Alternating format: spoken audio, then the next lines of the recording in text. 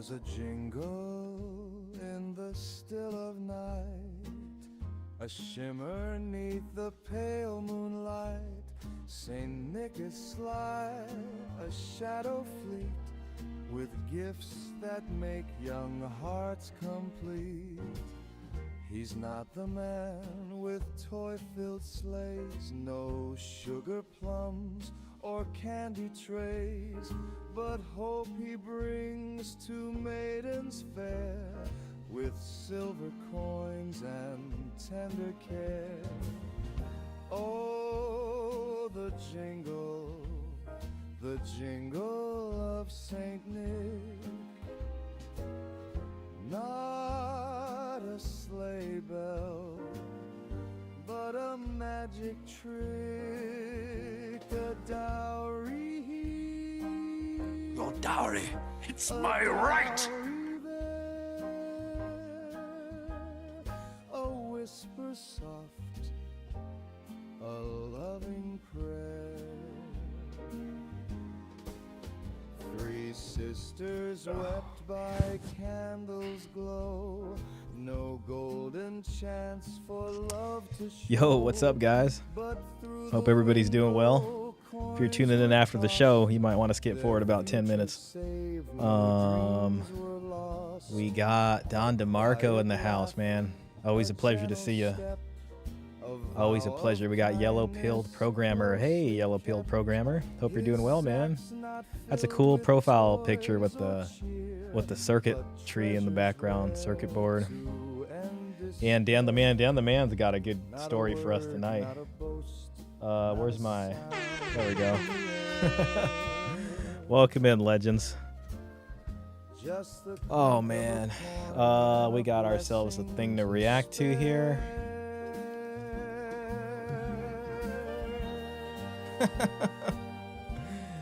Man, I don't know what is going on with my recommend. Look at the shorts recommended here. What is this? Oh my God. I promise you I've not been looking for anything like this. That's not cool, man. I do have this video here. Yo, Shadrach, man, welcome in, brother. And we got Don DeMarco. I wish they'd show us. Big up, et bonsoir tout le monde. Bonsoir, monsieur. Bonsoir. We also got the two-income trap. Why two incomes made the middle class poorer. So, I mean, maybe we can get to that depending on time, you know. Oh, man, where's Shah's bold endeavor? There we go. Anime 304s, yeah. Anime 304s. Three good stories. Can't wait to see them. Oh, wait a minute. You got 3 stories in there? Well, I know we did 2 last week. Did you put 2 other stories? Oh my God. You got the Indiana Jones one done too. Okay. Let me just download that real quick to my files so I can pull it up nice like. Wow, real nice, man. Dude. Oh yeah, it's looking beautiful. See, I haven't read it yet, so that's actually good. Raiders of the Lost Dowry. Oh my God, look at this, folks. We got a real good story today. We got a gold pill tale, Raiders of the Lost Dowry. I like where that's going. And then we got this one right here. A gold pill tale, a Christmas dowry carol. Man, you know, I really like these, Dan the Man, because they remind me of like those, I used to have those like children's stories when I was a kid, you know, my parents would get them for me. There was everything, man. Like I remember like Jack and the Beanstalk. There was another one where it's like, they were like Mickey Mouse ones too. And like where he fights like this giant, man, I bet we can get a mean Jack and the Beanstalk, dowry gold pill tale. Let me just download this stuff real quick. This is too good. Sorry, man, I'm missing the chat. All right, you know, I'll download it on this screen, then I can see what's going on here. Okay. Yeah, man, damn, this is looking real nice. Let me just download that. Man, you legend. You're an absolute legend for making this. I tell you what. I got them all saved here on a file. Bring back the dowry. Let's make it clear. Does anybody out there who wants to make an AI song think you can make a dowry song, but kind of like ripping off of Everybody from Backstreet Boys? That song's been stuck in my head.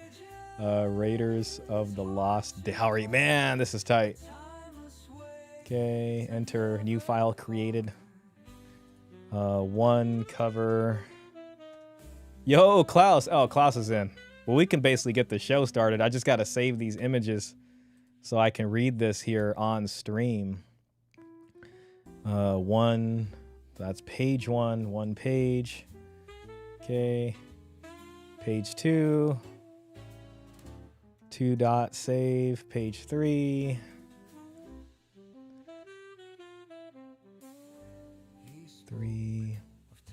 I haven't read any of these yet, but that's what's gonna make it tight. This one, page 4. Man, you've been putting some serious work into this, Dan. We need to honor you somehow, bro. Simple yet profound. 6.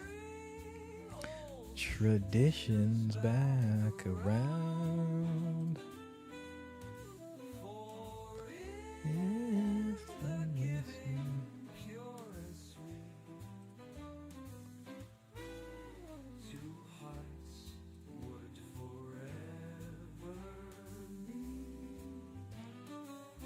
Bring back the dowry. All right, my bad, guys. We're almost done. Okay, we got it all saved now. Heck yeah, bro. I know there's that third story up there. I think we should just do 2 tonight. And then we'll get in from there. Okay. All right. I think that's enough. I mean, we got Klaus here. I know we usually go for 10 minutes with the songs. All right. Let's play one more. And then we got a shorter one. Let's see. Where's my better get my dowry radio edit? All right. One more song and we'll get started on it. Hope everybody's doing well today. And that the weekend's going good. What we got? We got 4 folks watching. Guys, I did a gaming stream recently, yesterday, so I'll share that later. But if you guys want to subscribe to the gaming channel, I did make a gaming specific channel. You know what? I'll just put it in from here. Give me my dowry. 1 second. It might be a lighter show today. Looks like there's only a few folks in. Share. Copy.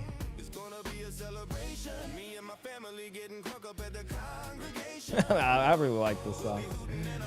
All right, I'm gonna put a link in the live chat. That's for my gaming channel for whoever wants to subscribe to that. I do plan on doing a lot of game streaming of that, man. I've been getting the craving. There we go. My hands are busy right now, but I can make the song once I'm done. Oh, no rush, bro. Honestly, like, I mean, even like weeks down the line, I'm just throwing it out there as an idea. So, yo, Tacticus, welcome in. Great to see you, brother. Evening to everyone in the chat. Absolutely, guys. If you're in here, please hit the like button just to get this going. The video I have for tonight, I didn't watch that, but someone sent it to me. So I figured, hey, we'll react to it. They suggested it would make a good reaction. So we got 5 folks. We got 5 likes. That's what it's going to be. All right. Okay, so, I mean, we got this one. Damn, oh, this is kind of long, man. This isn't Jubilee, so I should be able to watch this without the grit. Bro, what's up with the shorts recommendations, man? I have not been looking at any of this, I promise you. I don't know where this is coming from, man. And why this is even on YouTube. Let's see what else we get. Look at this one. Man, okay, that's not more normal right there. I promise you, this is not a reflection on my search history at all. I just really don't understand what that is at all, you know. This one's kind of long though, so we'll see. We got the internet has made dating, okay. Feminism killed chivalry. A high body count is a deal breaker, I'm assuming. Men's height matters, okay. I date someone traditional, so we'll see where that goes. Hey Shah, how are you? I'm here for about 90 minutes. Okay, no worries, man. Well, I appreciate you spending that 90 minutes with us. So that's a big deal. All right, let's go ahead and just start watching this, huh? Like, let's just get the show started, man. We don't got time to wait. All right. I'm gonna just pass the intro. I mean, that's. If a man's on Snapchat, I'm like, oh, are we like above this? Like we're a little old. Flag. 70% of women, their filters are 6 foot to like 7 foot. I do have a lot of guy friends, and it's just like, well, what if she says no? And I'm like, she says no. Like, what? That doesn't say anything about. Man, if I could judge this entire video from the first 13 seconds, it may be kind of like a nails on chalkboard experience for us. So far, I'm not like. It seems like a lot of the regular stuff we see in the space as a whole. We don't like rejection. It's like, let's be honest. Sucks. Who does? We just don't like Who rejection. does? It But sucks. just because you had a bad experience doesn't mean like all women are like that. Just like I try Okay, yeah, everybody knows that. Come on. and not be like all men are like this. You did a lot not. looser. You did not. I'm talking about soul ties, not. Welcome to Counterpoint, where we've made it our mission to share conversations that are honest, unscripted, and grounded. All right, they got a laugh experience. out of me. We bring people with different perspectives to Heck yeah. Counterpoint, hosted by Ryan. They bring people with different perspectives. Counterpoint. Okay, so they're going over the folks. My name's Joanna, and I'm representing as a single lady today. I'm Isabella Taylor. I'm an aggressive steamroller, and I write about dating on my Substack. An aggressive steamroller. Well, there's an occupation I didn't know existed. I'm Trevor Titus. I'm representing one of the single men today, and hopefully these ladies don't hate me after this. My name is Christian Farron, and I'll be honest, man. I mean, I've just looking at all these folks, they all seem like people that could have boyfriends and girlfriends, like if otherwise speaking, like there's nothing like glaringly off about these people. Soul Ties, is that like Tyler Perry joint?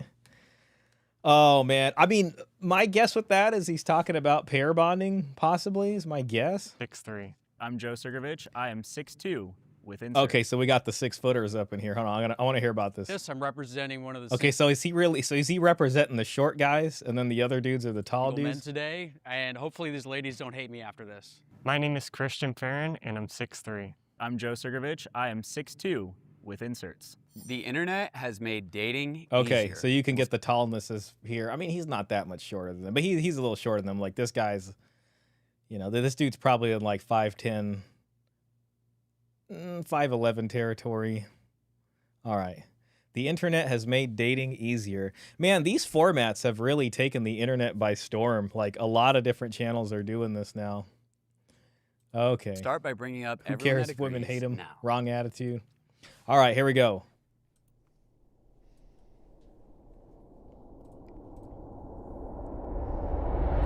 So I would say online dating has made dating easier, but not better. It's made it worse, but you're I don't think they gave the age, but I mean, she looks like she's like somewhere in 30s. I could be wrong, but that's what I'm thinking. your accessibility to be able to connect with people. I mean, you can sit in home and you could literally, I mean, swipe through 50 people, right? And like you could connect or potentially match with them. And so in that sense, it has made it easier. You don't necessarily have to leave your house. You don't have to put in that additional effort to try and meet someone. But because of that, I think people put less effort into actually trying to date, though. No, I totally agree. There's so many more apps and ways to communicate with people all over worldwide, not just nationwide. And like, I agree with the statement of it's easier but not better. You know, yeah, she looks like 30s, looks late 30s, and probably is younger. That's what I was thinking, because she definitely immediately, I was like, oh, she's probably in her 30s. Then I was like, maybe she's younger, but... Or I'm thinking they just selected people from different, I don't know, age demographics. So cool. Yeah, no, I totally agree with it. I mean, it's definitely the point of like, yeah, it's easier, but there's less like intent. So like it's easy to maybe get a match, maybe get a first date, but there's not a lot of like skin in the game with it.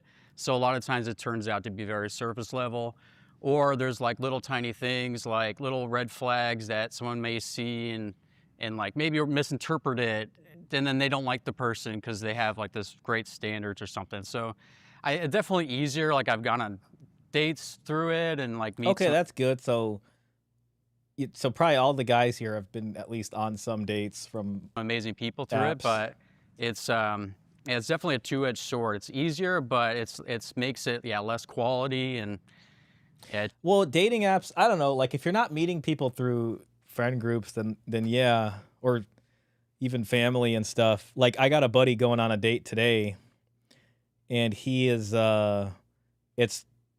he was telling me it's the sister of somebody's wife, I think, that he knows in church. So he's literally on a date right now. I hope that's going well for him. Shout out for him to him. I hope that date's going well.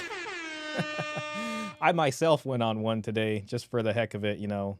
And it was chill. It was chill. You know what I mean? So, yeah, we got that going on. All right. just not as great as just meeting someone in person for sure. Cool. All right. But yeah, what I was saying is, if it's like my buddy's date, right? That's through his. It's harder to ghost someone. You know what I mean? So I mean, maybe you go on dates with people on dating apps, but you might never hear from them again. This lady I went on a date with today, I might never hear from her again. I mean, she did just text me, but you know, could be gone tomorrow, and then you know that's just how it is. And you unfortunately got to be following other leads the whole time. You know, so. Well, now is a great time to bring up everyone that disagrees. All right. It's not easy to get a match. Are they unaware of the stats? Yeah. I mean, it definitely is not easy. You're right. I mean, like I think it's possible, you know, but even for myself, it takes time, and sometimes there's nothing, and then sometimes it's like, oh, there's a lot of stuff going on, you know. But it just, I kind of look at it as this like gigantic stone wheel, and it's like it takes a lot of effort to get the stone moving. And then when it starts moving, then it's like, okay, I just got to give it a little bit, and then there's things going on. That then kind of takes us to the Matador analogy. But, you know, here we go. I think it's made it more difficult. It's great because it's more accessible in general. Like you meet more people and kind of different people of like different economic statuses that you wouldn't. Okay, so she meets different people, and different people of different economic statuses. Okay. All right. I mean, I'm not proud of myself that the first thing I think of is doo-doo Dubai, as Coach Greg Adams likes to say, or, you know, some type of fly-out situation, but who knows, maybe not. Necessarily meet, you know, in your everyday life. Like I lived in LA Sounds almost like a sugar baby thing. Okay, lived in LA. forever. You're not. I live in like Laurel Canyon, West Hollywood, and so like when you're dating online, that opened up the world. But I also think it gives people more options, and then with that becomes like decision fatigue, and no one can commit to Maybe any she's married. I see a ring somewhere on her finger. options, and then with No, that, they're all single though. Hold on a second. that becomes like Okay, yeah, that's the second finger. decision I'm sorry. fatigue. That's not her. And no one can commit to not her anything ring because they finger. have like this endless amount of options online to swipe through. And Well, you know, she's saying they have an endless thing. They have to deal with decision fatigue, and I get it. But that's definitely probably something she's been dealing with herself, where she's just like, oh, I got so many to choose from here. What do I do? have access to, and no one can settle, I guess, in any capacity. So I disagree because I think it gives more access to people. So if you're dating someone and you guys get in an argument or something, they can be like, well, I've got 50 other guys in my inbox right now. It's not only that, but it's also that your relationship with them is not embedded in a larger context of community or family or a friend group, because you guys met as two strangers in the city off of a dating app. So yeah, you can cut that bond a lot easier with a lot less blowback of, oh, what happened to you guys? You know what I mean? Oh, so you guys stopped? Or, you know, you don't really got to have a story for that, and not many people got to know about it. I can be 6'3" with boots. Well, yeah, that's one way, I guess, there. The apps are statistically low odds to get matches consistently. Yeah, I'd agree with that. Yeah, Los Angeles, she's had tons of options. Sounds about right. Yeah, I tried the apps. They pull the same people from Bumble to Tinder and other niche apps. I found the same females on them, more options of the same buffet. Yeah, and that's one thing too. And then you kind of got to ask yourself, like, oh, these people are still on here. You know, why is that? But that's part of it. She's only got the female perspective in mind. Yep. Well, let's see how it matches up with the guys. I don't need you. So it's giving people the right to be like, oh, I don't actually need you because I could go get anything from any of these people over here. So it's giving more access on that end. Yeah. So Yeah, I agree. Whole lot of short-term stuff going on. It's easier to find someone, but with social media, like it's almost made people more insecure, made like Snapchat, where it's made people more sneaky. So I think it just made Yeah, a lot more hookup culture. Hi-yo, Disu. Hello, everyone. Access to filters rather than IRL. dating, being in a relationship a lot harder. My question is, everyone kind of agrees that it is maybe easier to find people, but aside from what you guys started with, what are some of the downfalls to this? I mean, I want to add a little bit to what you said, that it's very surface level, because let's say you go on a date with someone and you don't like something about them, and it's like, okay, it was easier to date them and go on a date, but the problem was dating, not relationship. And it all depends on whoever, He like, does what seem their a bit. opinion is regarding dating. Like, oh, Yeah, I mean, maybe he seems very stiff. I don't know. I mean, I say that because maybe I can come off that way. Talking about this guy, right? With the, oh God, whatever this pattern's called right here. some people think you can date multiple people at Plaid. one time. Other people think that they could just date one person at one time. So it all depends on what they think about dating, because yeah, it's easier to date, but is it easier to find something serious? I guess. and going I off mean, let me help you out with finding something serious. Your dowry, it's my right.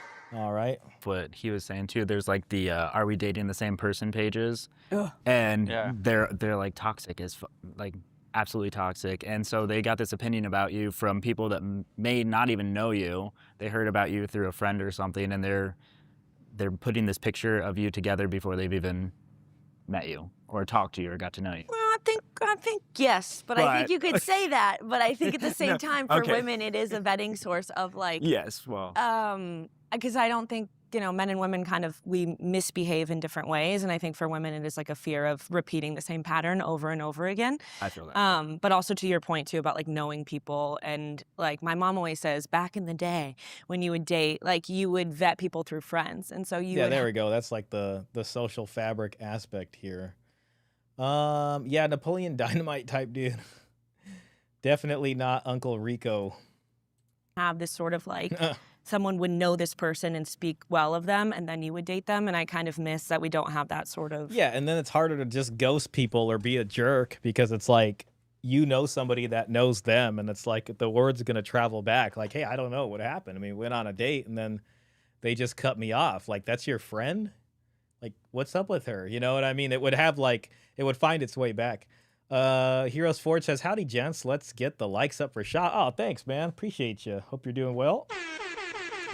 Yeah, please, if you can hit that like button, that'd be great. We got 16 folks watching and 10 likes.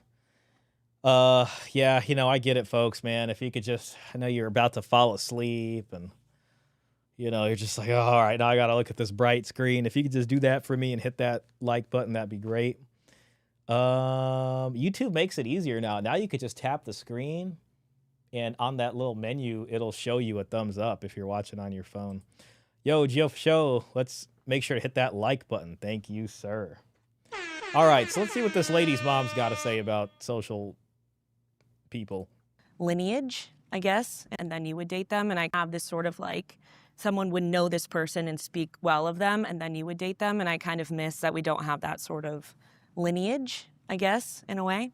Yeah, like I've the never been nuance. posted on the page, but That's good to know. There are a lot of guys on there that belong there. that- Yeah. that I know, but I've seen it the other way too, where Same. there's some that get posted on there and people can post anonymously, so they're saying stuff about them, and it's like, you don't Like really. revenge. Like I get Yeah, that yeah, too. it's Yeah. like Yeah, I mean, the idea of it is good because I mean, in women, you know, they really want, you know, security and like emotional stability from a guy, and like someone posts like an experience they had with Emotional stability.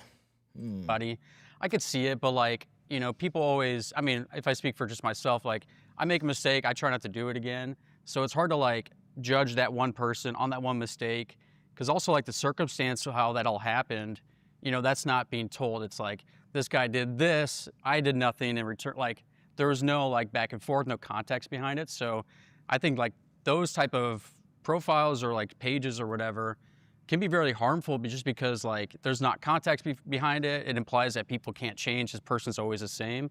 So like I get it, but I wish they kind of weren't around. I've never been posted on it, thankfully, but I mean, damn.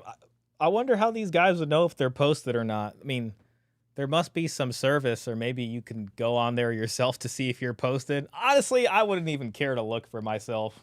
You know what I mean? Whatever. They've tested that "are we dating the same guy" thing and put a fake picture of a guy, and women all said negative stuff about a guy they never dated. It's a rubbish vetting source. I believe it. I mean, you know, things like that probably suffer from the same bots and stuff as like any other platform, you know? So there's probably just some person in some faraway country somewhere that's just writing some BS, and then people are believing it. It actually is pretty stupid, you know, when you think about it. So, yeah, that's too bad. That's too bad. it's just, I see those and it's like, give a guy a chance. He might have messed up once or whatever, and like, probably not the same person out of that experience It's like a mini false accusation. or something. You know? I know you want to say something. You've probably seen a few things you didn't want to. So what is internet dating like for a woman? I would say, like, for me, what I experience is, and this might be true for men too, but at least with like the dating apps, I feel like a lot of guys are just on there for validation. Like, What?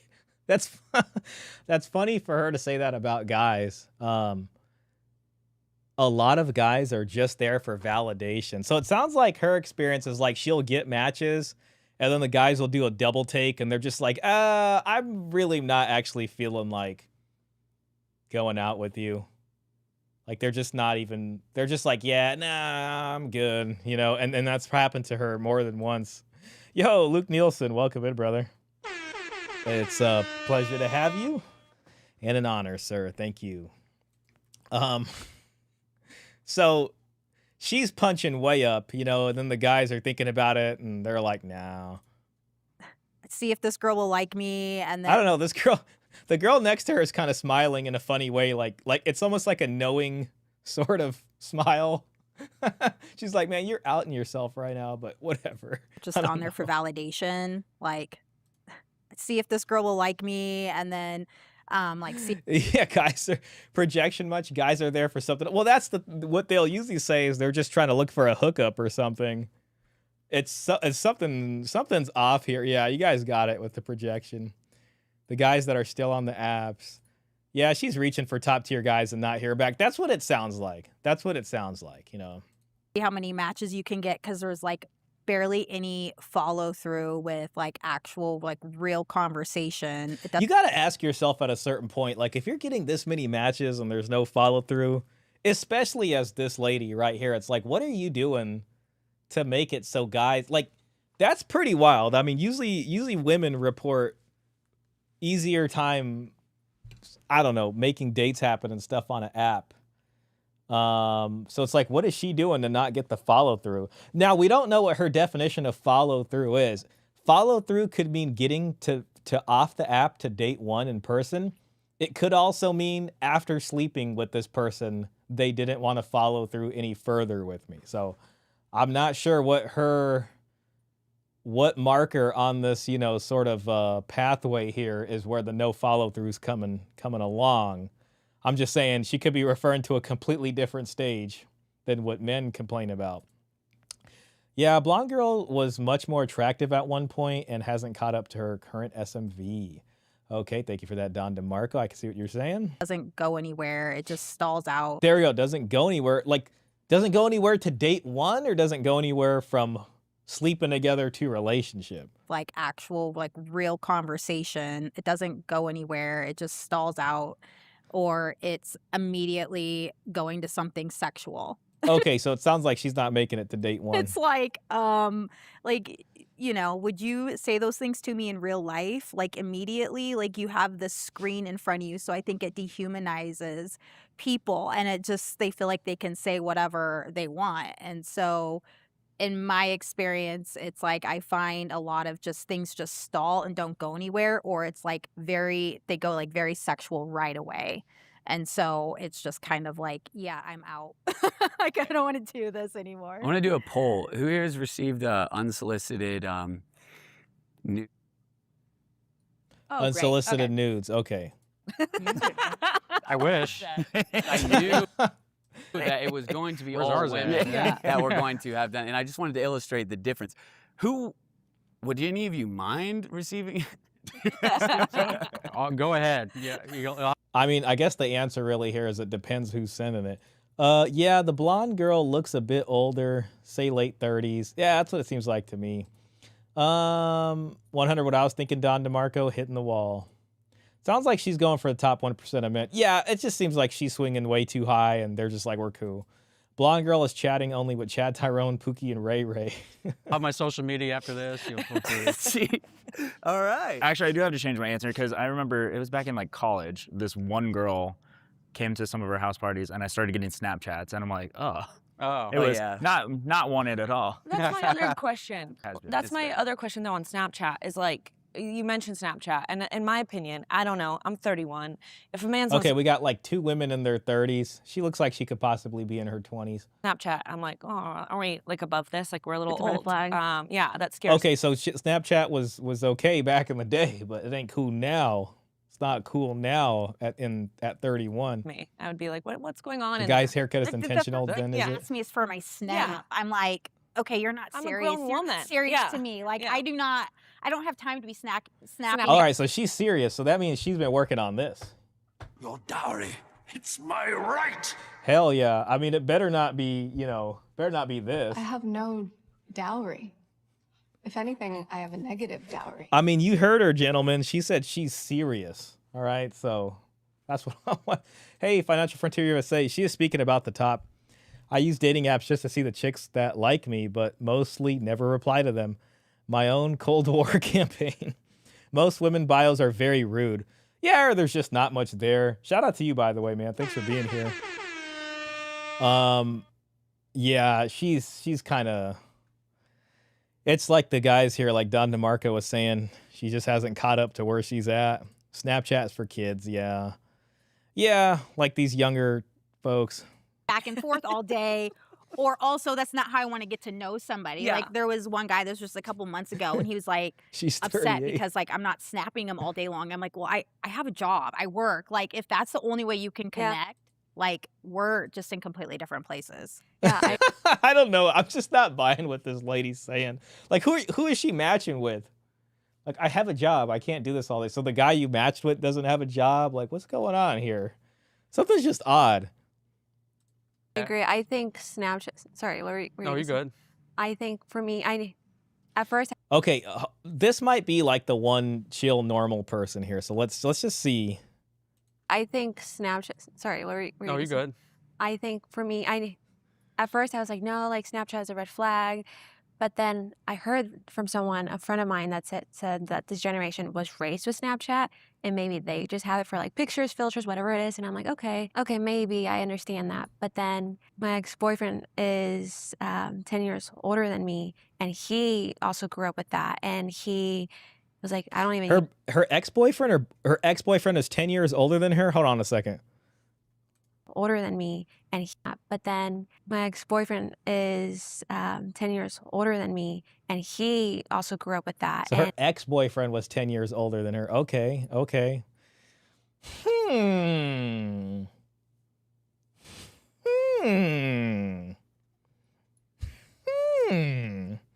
So if she's in her 20s, which is our guess.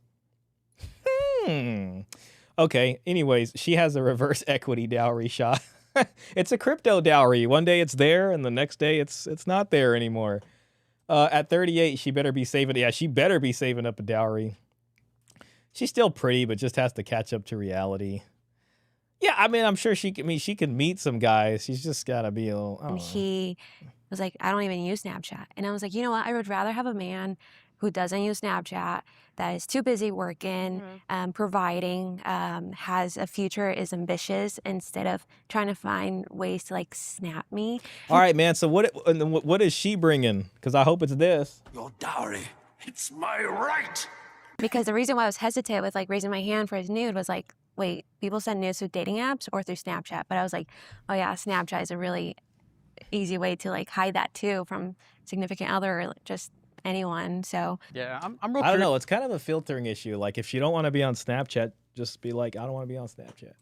About that answer, just because like I like Snapchat, just because it's a texting and also photos. It's more personal. Like we can do videos on there. Like you can do a video call. Like I don't see. You know, like, the thing about the Snapchat, I feel like at this point, Instagram pretty much does the same thing. Like you can send messages that, you know, only show once and then they're gone, or they can play it twice or whatever. I think Instagram has kind of chopped into the Snapchat functionality in some ways, you know. like why it's such a maybe a red flag. I get it. Like yeah, it can go to like very naughty stuff or whatever. Like I just don't see how somebody getting it, like asking for a Snapchat is like very like a red flag, because it's like it's a communication tool. You can see pictures, and it's like I like it because it's more personal because I can see the person. If I'm just texting somebody, maybe a little less like I'm less enthusiastic about it because I'm not really seeing them or seeing their reaction to it. Man, some of these folks really need to like move to date one a heck of a lot faster. You know what I mean? There's a whole lot of just there seems to be a lot of talking before date one. So like I wouldn't go off the bat because I know women are like, oh, red flag Snapchat it's or not, whatever. it's not like a but, red flag, but it's something like, keep an eye on that. Because you could also share pictures On the phone. phone number, FaceTime. I don't. Yeah. See, I You don't. could Do you just- do that? Do we Yes, do that? yes. I mean, We all Also, can I ask how old are you? Am I allowed I'm to ask that? 32. Okay, like because I remember A lot of these folks probably grew up with Snapchat. I mean, I didn't have Snapchat for years, and I have it now. And there was really like one girlfriend that I talked to on it, then which was basically why I used the app, and then like I just never used the app again after that. But I know like around probably the time I was in college is when it was new. So it was new for a bit, but it's just I think at this point people who are still using Snapchat have just been using it for so long, they're used to it. But a lot of other platforms really do the same thing. Dan says, I never use Snap, but you're right. Instagram has most of the features of Snap. Yeah, it's just, I think Snap's kind of redundant at this point. in college, this was a huge part of like my relationship in college, and there was 2 other women ahead of me on my boyfriend's Snapchat thing, which was the Oh, beginning best friends. of the end. Yeah, so that was when I knew He something said, was up. He said, best friend. Oh, they probably call it that on Snapchat, best friends. Something was sneaky going on. Yeah, One of them was my can't roommate, my hide. best You friend. can hide on. So her roommate and her best friend was higher on her boyfriend's thing. Is that what she's saying? Hold on a second. So that was when I knew something was up. Something was sneaky going on. Yeah, One of them was my can't roommate, my hide. best You friend. can hide on One of them was my roommate, but best friend. Okay, there's just something going on. Snapchat, and I have Yeah. seen where it's like I was talking to someone, and then it was like apparently they were like in a relationship, but they were on Snap, so Yeah. it was like easier to hide it Yeah. from the other person. Now I'm not, obviously that's not everyone, but Yeah, now she doesn't use Snapchat. I just have not had good communication with guys Same through here. Snapchat. It's never ended. It's never like See, I don't know. I just think a lot of these people's problems is you just got to get to the date quicker.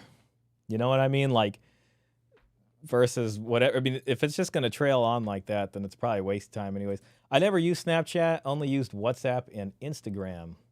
Yeah, I don't even think at this point, like Instagram, I don't know about WhatsApp, but Instagram does most of the stuff Snapchat could do at this point with the DMs. ended well. See, I So- don't use Snapchat like that seriously. Like me and my daughter snap on there, and like I don't ask people for their snaps either. I just like that's where I post things that I don't want on Instagram or Facebook or anything like more intimate stuff with closer friends. So I understand it can be used sneakily, but like I use it to keep my personal stuff on that end between closer friends.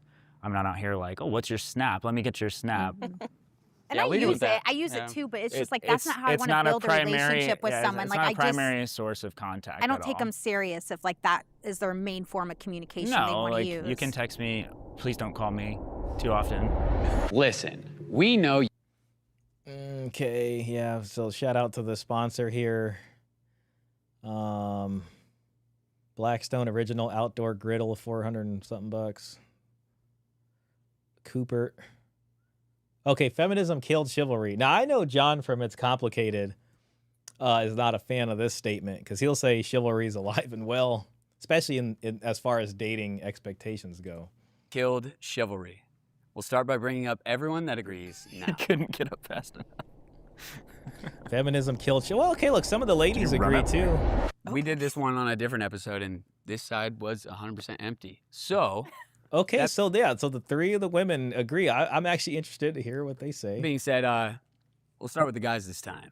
You know, why has feminism killed chivalry? How has it killed chivalry? I don't know if it's just feminism in general, just like the way the world has changed. We're getting women to be more independent and get your own job. I don't know why. When I look at this guy, I kind of reminds me almost like Legolas or something from Lord of the Rings.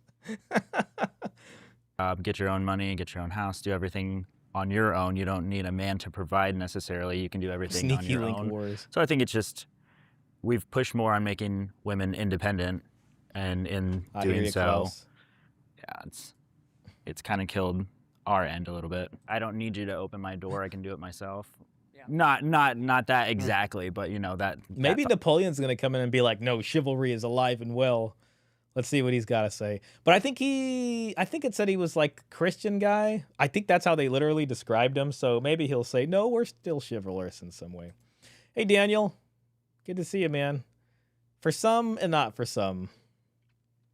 That reminds me of, do you remember that episode of The Simpsons from years ago where both of the aliens have like human skin suits and they're running for president? So it's like, damn, I can't remember who it was. It was like Bill Clinton and I don't know who the other one was. Bob Dole, I think. And basically they're campaigning and then they're just getting confused because they think people don't want abortion. And then they realize some people want abortion. And then they're like, okay, no abortions for some and abortions for others. And then everybody starts cheering. thought process. Yeah, absolutely. It's such a big topic for me because, like, naturally, men and women, you know, women need, you know, security, emotional stability, and love, and men. That's what the men need right here. No dowry. It's my right. That's what men require. really need like respect, appreciation, and trust. Yeah, man. See, I don't know. Like, I can understand where he's coming from, but this needs to be expanded upon. And when feminism comes into this, it is that dynamic of the hyper independency. And when a guy like myself sees a woman like that, like, I do appreciate it. It's good for someone to be like, you know, hold their own in a way. But when it comes to a relationship, that dynamic is really off, and it becomes a dynamic where almost like the woman is like, they try to position themselves so much above, and the women and the men, like, I've had so much experience with girls that are feminists, and they just have a disdain for men in general. They think they're stupider, like, and these are women I've dated, and like, it just does not work out because like that innate trust isn't there, that appreciation's not there. Like, it is so hard to have a relationship with that type of person, even though I've tried like many times, but like it always just fizzles out. Like, it's just, it turns like women into men, and men aren't trying to date other men. So I think that's like, I don't want to like provide, like, it's hard for me to want to like provide and like do all this extra stuff like the man should or whatever, quote unquote. But like, it just, I'm not motivated to help somebody out like that, or even have a relationship where it's like, we're a team, we both have our own strengths, let's work together. It's like, okay, two men, like, it's just like, it just sucks. So I think it's definitely killed chivalry because I believe in traditional I mean, she's over here getting just images on Snapchat left and right. roles, and I believe God created us to work in tandem together, and feminism has basically pushed. Does she have a ring on her finger? It looks like a left. Like women, or is that like a tattoo? and feminism has basically pushed like women into being men and taking on the man role, and I don't want to do that. Like, can I take care of myself? Yes, but like I want a man who's the See, leader. she don't want to do that, but I mean, you know what I'm saying? You gotta do this, man. You can't come in here like this. I have no dowry. See, she said she If was. anything, I have a negative dowry. She said she was traditional, so she knows about this. There was a dowry or a bride price. I want a man who's willing to take charge. And Is that a tattoo on the ring finger? I thought it was a tattoo. It looks like there's something there. I just can't tell. I mean, you know what I mean? Like what? I don't know, man. There's other stuff going on here. I feel like, but like I want a man who's the leader. I want a man who's willing to take charge, and I feel like it's turned things upside down where like women are the aggressive ones now, and it's like it's allowed men to be soft, and so they're like, well, if you're interested in me or you like me, like Shout out to the soft guys. you need to be the one that pursues me. And it's backwards. Men were like made to be the ones to be pursuers, and it's just it's totally changed that role to where now you've taken men out of the role that they were designed to be. And Both of these folks are having, like, I can understand it's convoluted, but they're really trying their best to get this idea out. I've literally seen women annoyed by a guy holding the door open. They killed that for real. Personal stuff does not belong into non-encryption apps. Yeah, I'm wearing a tinfoil hat. I even chat with my mom using Threema. Never heard of that one, but I mean, you make a good point, honestly. You really do. More like simpery. Very much so. Both feminism and romantic chivalry need to die. Has turned a lot of men into being passive and soft, and like that's not attractive to me. I mean, it may be to some men or some women. I know there's some women that are like, it's like it's a power trip for them. But I think long term, like that's not how we were designed to be. Men were designed to be, leaders, and not to be the pursuers. And so it just shift things around where women are the aggressive ones, or even like Bumble, women have to reach out first. And I just think that the traditional roles work better for both men and women when they're in tandem together, and in normal gender roles. Cool. Yeah, you're right with the whole long term. I mean, I'm sure it works at the very beginning, but long term there could be some resentment growing. And I mean, with chivalry, I know I'm a woman. I know I can open my own door, but I like it when a man opens the door for me when I'm getting into the car. But Yeah, none of that's gonna work here. it's all about preference for sure. Because when it comes to like getting out the car, I have to wait for him to like get out the car, walk all the way over to my side, wait for him to open my door. Sometimes it's like, no, like I got it. Like, but of course, like if he ever does like open a door for me, I'm very grateful, very thankful. I'm never gonna minimize whatever he does. I don't like the 50-50 rule. If it works for you, great. It doesn't work for me. I don't mind buying you some ice cream after dinner, but Yeah, not gonna lie, it felt like the blonde woman was talking in a circle for a while. That's what it felt like. Even the guy before her felt like that. Like it was just like, what the hell? Now this is just her explaining how she wants the best of both worlds, and she wants to have one foot into quote unquote traditionalism and one foot out. I mean, we've heard this a lot, right? I don't mind buying you some ice cream after dinner, but I would rather you pay for my dinner. I know, but what about this part? Your dowry, it's my right. I want to talk about that part. to pay, but if you make me pay, you're never gonna see me again. I'll pay all of it. I'm not splitting it. I'll pay your bill too. I don't do 50-50. And I know there's feminists that would prefer 50-50, but then where does it make the man feel good about like, oh, I bought her a dinner? I don't know. It's all for the man. He just feels so good after buying the dinner. You're just like, yeah, I bought her dinner, everybody. I was such a man today. I was such a man. I just wanted to let y'all know I'm an alpha male. I think it's lovely when a guy buys me dinner, and I'm very thankful. I never take. All right, guys, come on, guys. We're waiting on you to like push back on this, and let's see what they got to say. Take that for granted. And like you said, they want to be respected. So it's not like as you should. I don't like to say that. I've never have, never will. I don't think you should. It's your place. The middle lady can get all that treatment if she brought a dowry. She absolutely could get all that treatment, I will say. Yeah, if she brings that, she can have her long-term bliss, I'll tell you that. Maybe don't holla at me, Asian girl. Your money is my money and our money is my money, okay, partner? Yeah, exactly. But like it's or expected, but I'm very thankful. Like I said, Yeah, and who doesn't love free food? I mean, If this dude basically is just like, listen, I want you to be thankful by sending me a nude unsolicited on Snapchat. All right, can you be thankful like that? I mean, I wouldn't be opposed to somebody buying me dinner either. I mean, I'm being honest. I know, I'll take that, even if I never see her again. Yeah, go ahead, just pay the whole dinner. That's it. First and foremost, I would like to say that I am a feminist. So I'm coming from Okay, well, you know, I'm sure there's a lot of shocked faces out there, but let's see. that angle. But I think it's made Man, they found some really nice gentlemen on the other side. We'll see if these guys perk up throughout the conversation, but they found some very polite types so far.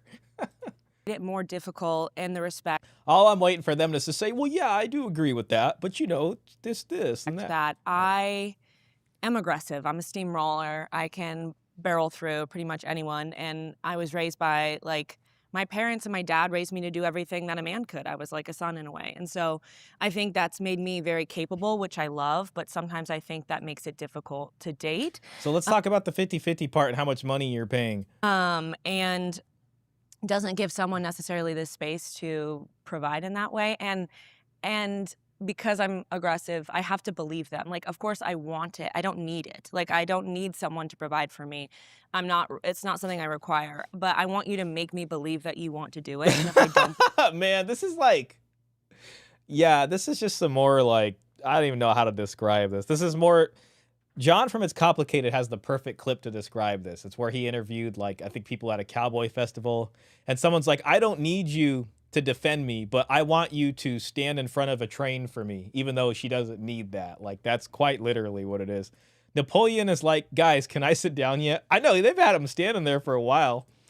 Fact on steroids. That's why many modern women think nowadays. To be honest, like, in my opinion, I think all this stuff just needs to be challenged. Like, when you're on a date with them, just challenge them on it immediately. And just watch them fold. They're gonna... I'm just telling you, you can do that, you know, like with this, like I personally would have fun going on a date with her and just going right straight at it. You know what I mean? That would actually be an interesting night out for a little bit. Yeah, she wants to settle down late in the game. Yeah. believe you, then I'm just gonna like, no, I can open my door. No, I can do this. No, I can do that. And until like somebody does it and makes me kind of not be in that position. So she wants to be put in her feminine is what she's saying, you know, but that's, I don't know. I'm not buying that either. I think that's where the divide for me comes in. Okay. And the long-awaited return. All right, hell yeah. One disagreeer. I think my opinion kind of changed a little bit. I was thinking more, I don't think it did. Feminism did kill chivalry because I think that... Little nervous, a lot of shaking of the legs going on, but that's okay. You know, a lot of people do that. A man can still do all those things, even though they might not be as inclined to if the woman is more independent and on... Oh, I'm sorry. His name is Christian. Okay, so it's nothing to do with like him representing any kind of religious angle on this. That's just his name. Their own or trying to do that, who doesn't want that. So I get that from that point. But I think that as a man, you can still do those things and you should still want to be polite to your woman, try to do everything, go above and beyond and do all that. Oh yeah, that's yeah. I mean, we're gonna end up like the cowboy guy with this kind of talk. Yeah, a lot of the times when, you know, like that hyper independent person, like they're like, no, I can do this myself. It's like, oh, I want to do this for you. And they're like, okay, fine, just do it. And it's like not appreciated.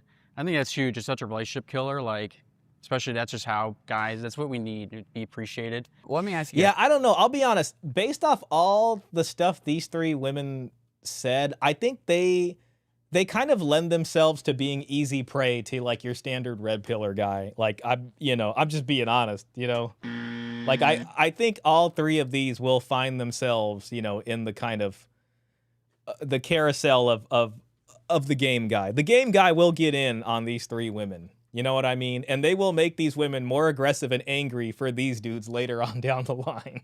Like, these guys are just even kind of nervous to talk to these women. Like, this dude's kind of nervous. All these dudes are kind of nervous. That's just kind of what I'm seeing here. She knows she's insufferable. Good start. Yeah, you could appreciate the honesty. And this is why I'm happily single. Isabella seems like she has more red flags than a Chinese Communist Party parade.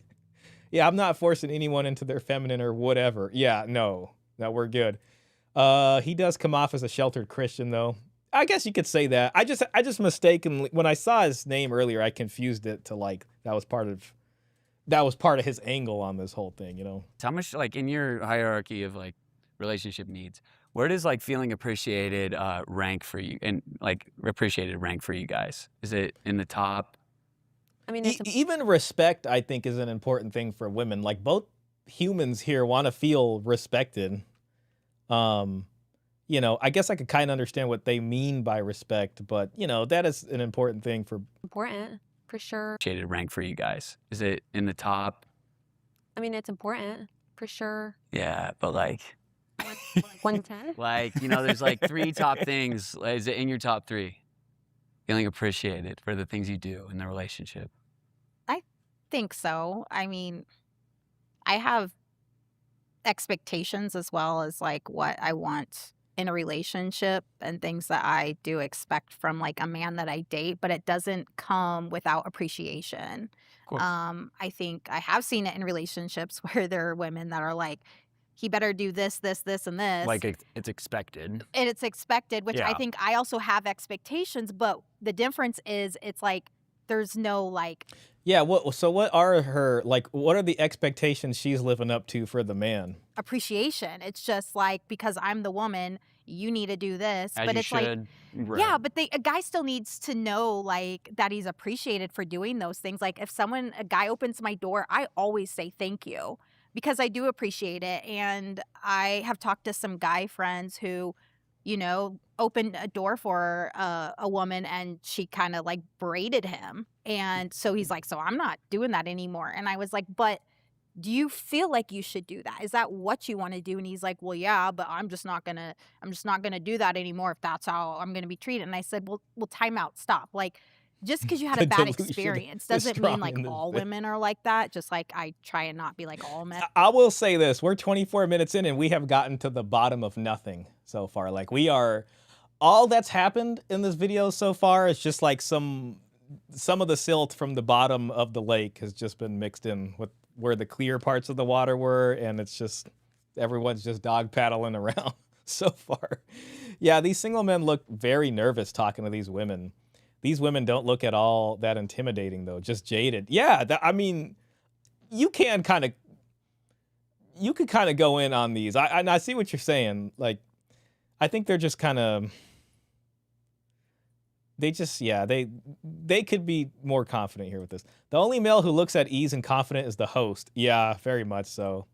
Wacky haircut guy kind of seems okay as well. I think the middle guy might be all right, but he's still kind of like doing some backpedaling. When you care too much, you get scared about the obligations. If you're a Chad, Tyrone, Jermaine, Glocktavius, they are just in it to hit it and run and have not worries or warranty fears. Okay. And are like this. And so I'm like, keep being the person you want to be as a man. If you feel like As a man, you remember, I always used to say as a man, and you know where that comes from? That comes from Dwayne, because he was the one that said that. And like when I saw that, Dwayne Dry Wrangler School, Dwayne, as a man, as a man, as a man. Man, there's no way I'm going to find that short. This point in my life. You see a man. Oh, here we go. Here's something about man. Masculine. There's been an epidemic of weak men in this country. All right, I got to get out of here. I'm sorry, guys. I shouldn't even have started this. Let me just give it 10 more seconds. For a long time now. Young men who were raised without dads. All right. Or not raised like they should be by their dads. Okay. Men who were raised by their mothers. Men who bought into the garbage that culture and society has put out this nonsense about masculine, toxic masculinity, which does not exist. There is no such thing. There's no more toxic masculinity than there is toxic femininity. There's just toxic humans, okay? And being tough, being a man in and of itself does not make you toxic. All right, that's not horrible. That's not horrible. We'll take it easy on Dwayne. I think everyone wants to feel appreciated. I don't know what kind of question is that. Yeah, exactly. Like, so do you want respect? Everybody wants respect. And, you know, maybe not in a Scarface poster sort of way, but just like, you know, a mutual respect and not getting talked down to. Those men are scared boys. Yeah. Blonde's face is aging 10 years ahead of her body. Yeah, I was having trouble trying to pick a age part there. They won't say what they actually think. That's exactly what it is. They're dancing around the subjects. Yeah, and the women can see right through that. And that aggressive feminist on the other side, this is just like this is Sunday brunch for her, frankly. You know what I mean? Because she knows she can steamroll these guys, basically, because they're not gonna have the courage to stand up to it. Blondie seems the most jaded. She certainly does. I feel like this is surface level talk on dating relationships. We need to get in there and go gangbusters on these women. Yeah, this has not gone anywhere. You should do that, then keep doing that. Just because, you know, you weren't appreciated for it, because there are women out there that are gonna appreciate it. And I think that's also, I mean, okay, so then how come she ain't finding the guys that are willing to follow through? You know what I mean? Because the opposite's true also. Like, there must be men that are just willing to follow through with her. in a relationship too. If you're with someone and you're doing these things that you think you need to do as a man, but you're not being appreciated, well, I guarantee you there's other women out there that are gonna appreciate it. Yeah, aggressive feminist steamroller. I think some of this too, and I'm wondering if it comes from someone's ability to receive. So like if someone's doing something nice for you and you're uncomfortable receiving, like I don't know, man. This sounds like a bunch of therapy mumbo jumbo already. So like this is the second place that the feminism train really leads you to, which is just all this gobbledygook. Said about waiting. Let's all hear about, you know, someone's ability to receive. You know what I mean?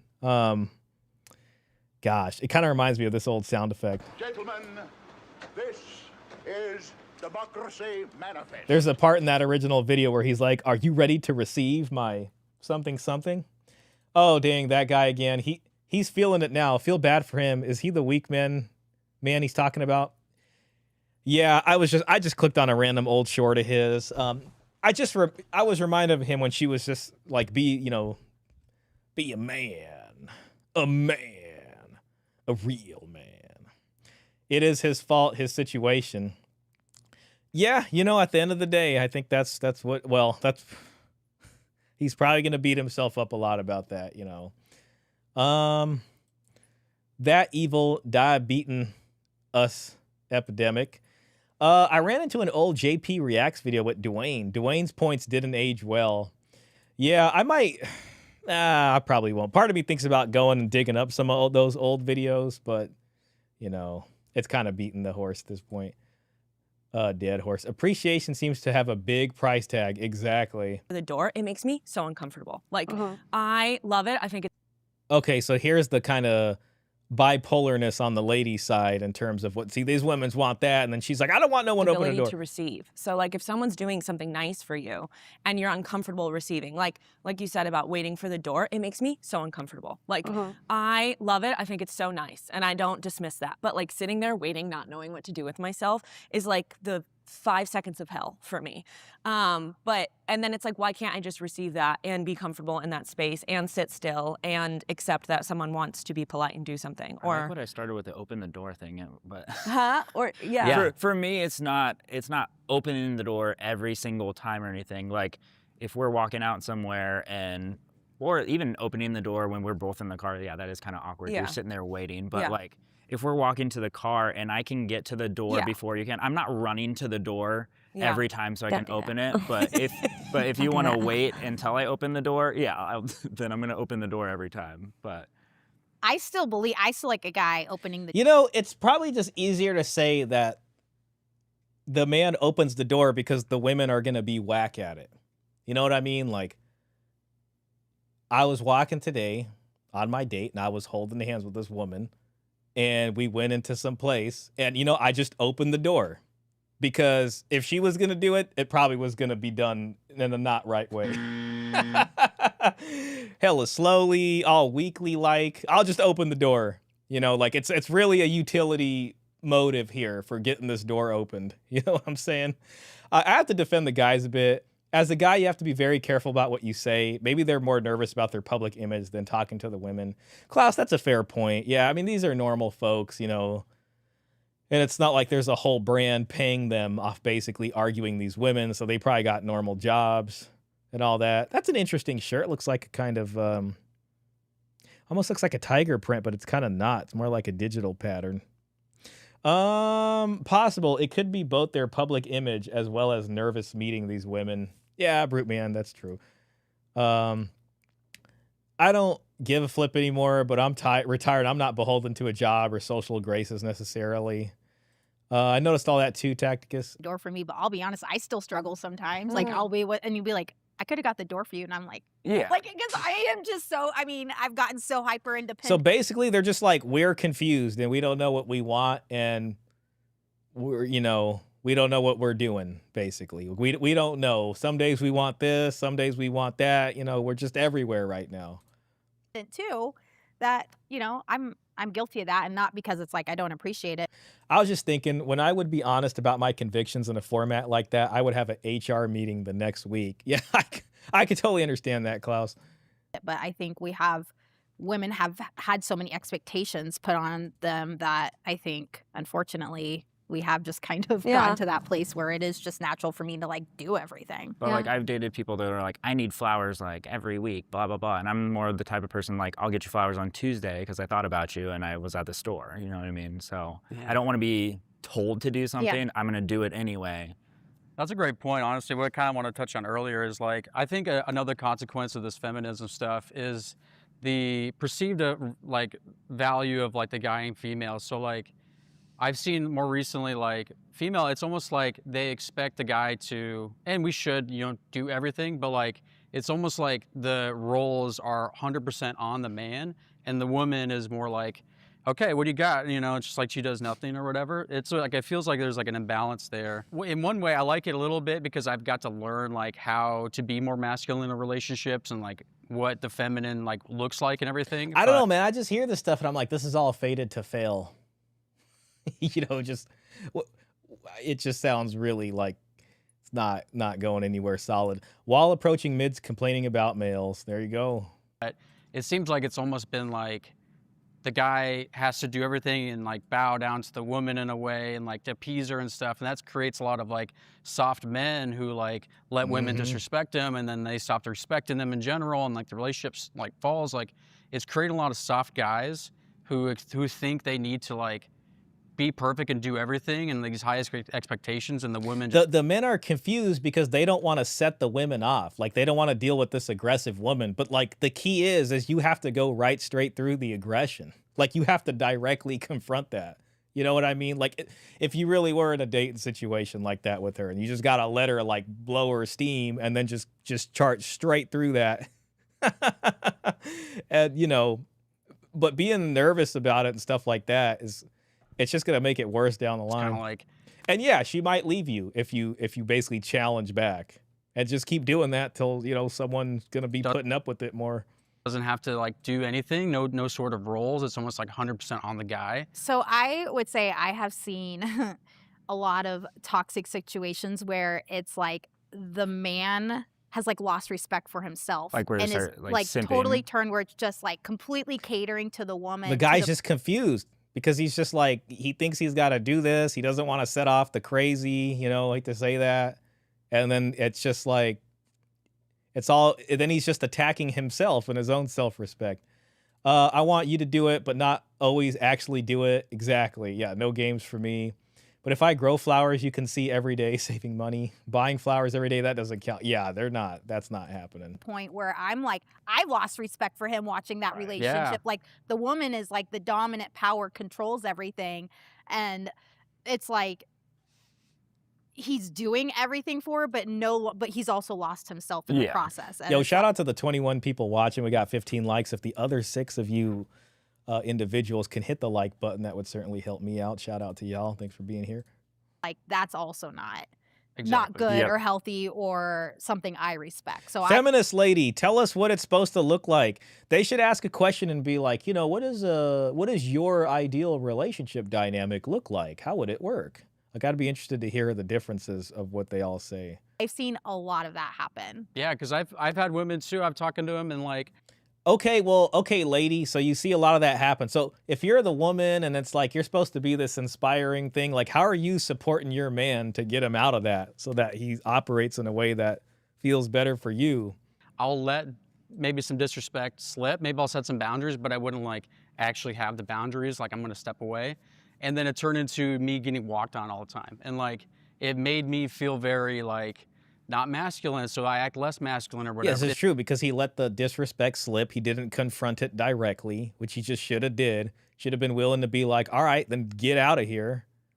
And instead it just got worse and worse. It's been such like a thing I've noticed recently, and it's so true. Like, I would actually like to see more men have more boundaries with women, to be honest. I was just gonna say, I think coming from, this is gonna be annoying, and I don't mean to keep saying this, but coming from LA and seeing how people date in LA, and there's this sort of structure, and what I would hear from people I would date about these guys that would date girls with all these expectations, and not to, I don't like want to tear down women in general, but I think it did make it difficult for men to navigate that. It's like, what do you do for a living? How much money do you make? Like, what can you give me that I can't, you know? You got to be asking the same questions right back. Your dowry, it's my right. How much money do you got?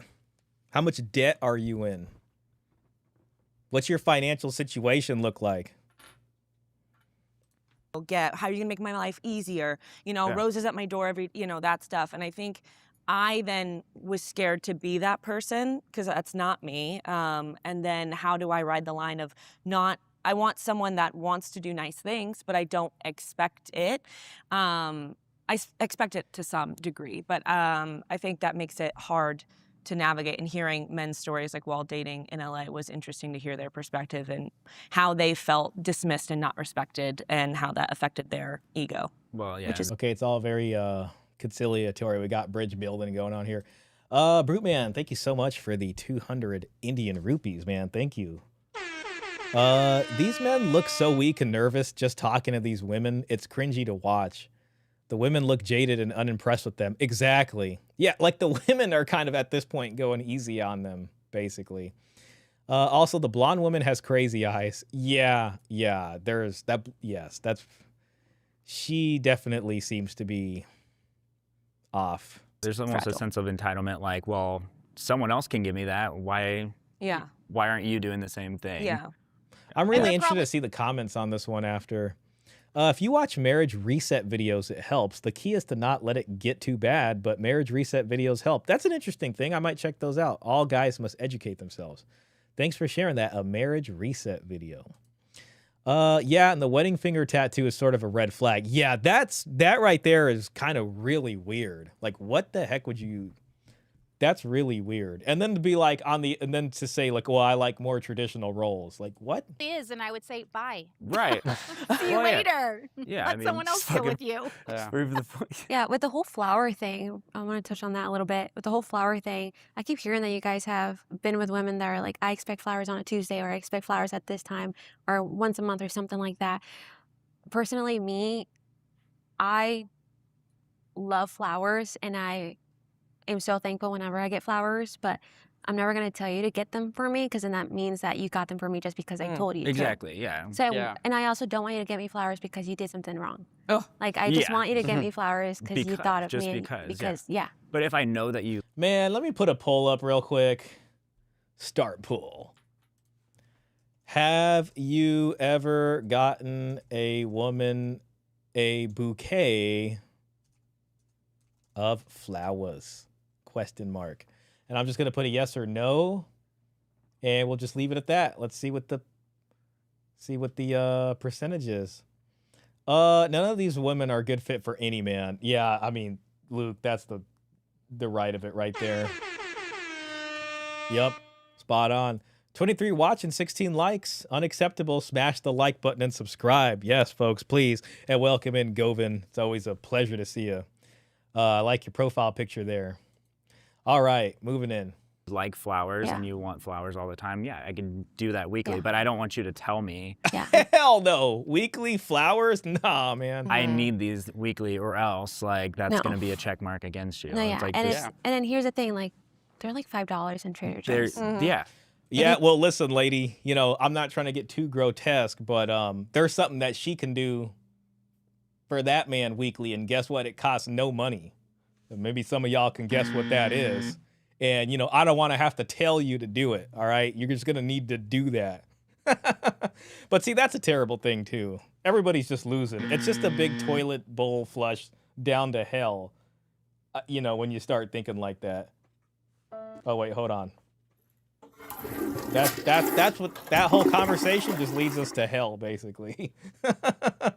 The flowers are a complete waste. I used to get my ex flowers. She never really appreciated them, and it was a waste of money. I tried many different flower methods too, and she said she liked flowers. Oh yeah, man, I 100% agree with that statement. Complete waste of time. Complete waste of time. That's what I was thinking. All of these three would be a struggle to be with. No peace for a second in your life. Yeah. It's very rare for me to get flowers for a chick. Has to be a proper occasion. I could see that. Shout out to you, man. I did buy flowers, but in my defense, I was young and stupid back then. Man, Klaus, we love you, bro. That's a good comparison, Shah. Thank you. God does not like tattoo graffiti on his temples. Govin's profile display pic is great. It is of Belisarius or Narses, among the greatest Byzantine Eastern Roman military generals. Okay, thanks for educating me on that. I knew there was some cool story behind it. I think you might have told me that once before, too. That sounds familiar. I'll leave that poll up for a little bit. Can't afford flowers. Like, I don't think you can afford dating, too. Right, right. Bouquets are like $100 though, but What is- Man, guys, see, watching this just makes me, like, I don't want to be Mr. Debate, bro, but part of me feels a craving to jump in there and completely just flip the script and be like, and just hit them with some goldpill and just ask them about their finances and what they're contributing. Like, I hate to admit it, but part of me would kind of want to see some blow up argument just about that, because they'd be like, what the hell are you talking about? Like, what do you mean me bring the money? Aren't you supposed to bring the money? I just get straight into the weeds with that. Like, I mean, just straight up, just like, man, just be like, rah, you know, and then you're just both on the ground wrestling over it, you know. But anyways, man, yeah, we're just getting too excited over here. I'm going to keep things civil. You know what I mean? Where's my civil sound effect? I don't believe I have one. Anyways. It's $100. like bouquets with aces and stuff. You can literally go Oh, into yeah. like Yeah, where's Baker's those at? Hy-Vee Well, for- here's the thing. I think it's so romantic when you're walking down the sidewalk. There it is, romantic. See, that's the issue that underlies all of this nonsense that we're listening to right now, guys. Just keep that in mind, right? That's the issue here. Tactica says, I got her flowers and we had a big fight to say sorry. Then spontaneously in my 15-year marriage, but it did not win me much brownie points. I appreciate you guys sharing the past experiences there with the flowers. It's just kind of how it went. Yes, Belisarius. Thank you for that, Govin. That's what I'm saying, Shah. You gotta go gangbusters on these women.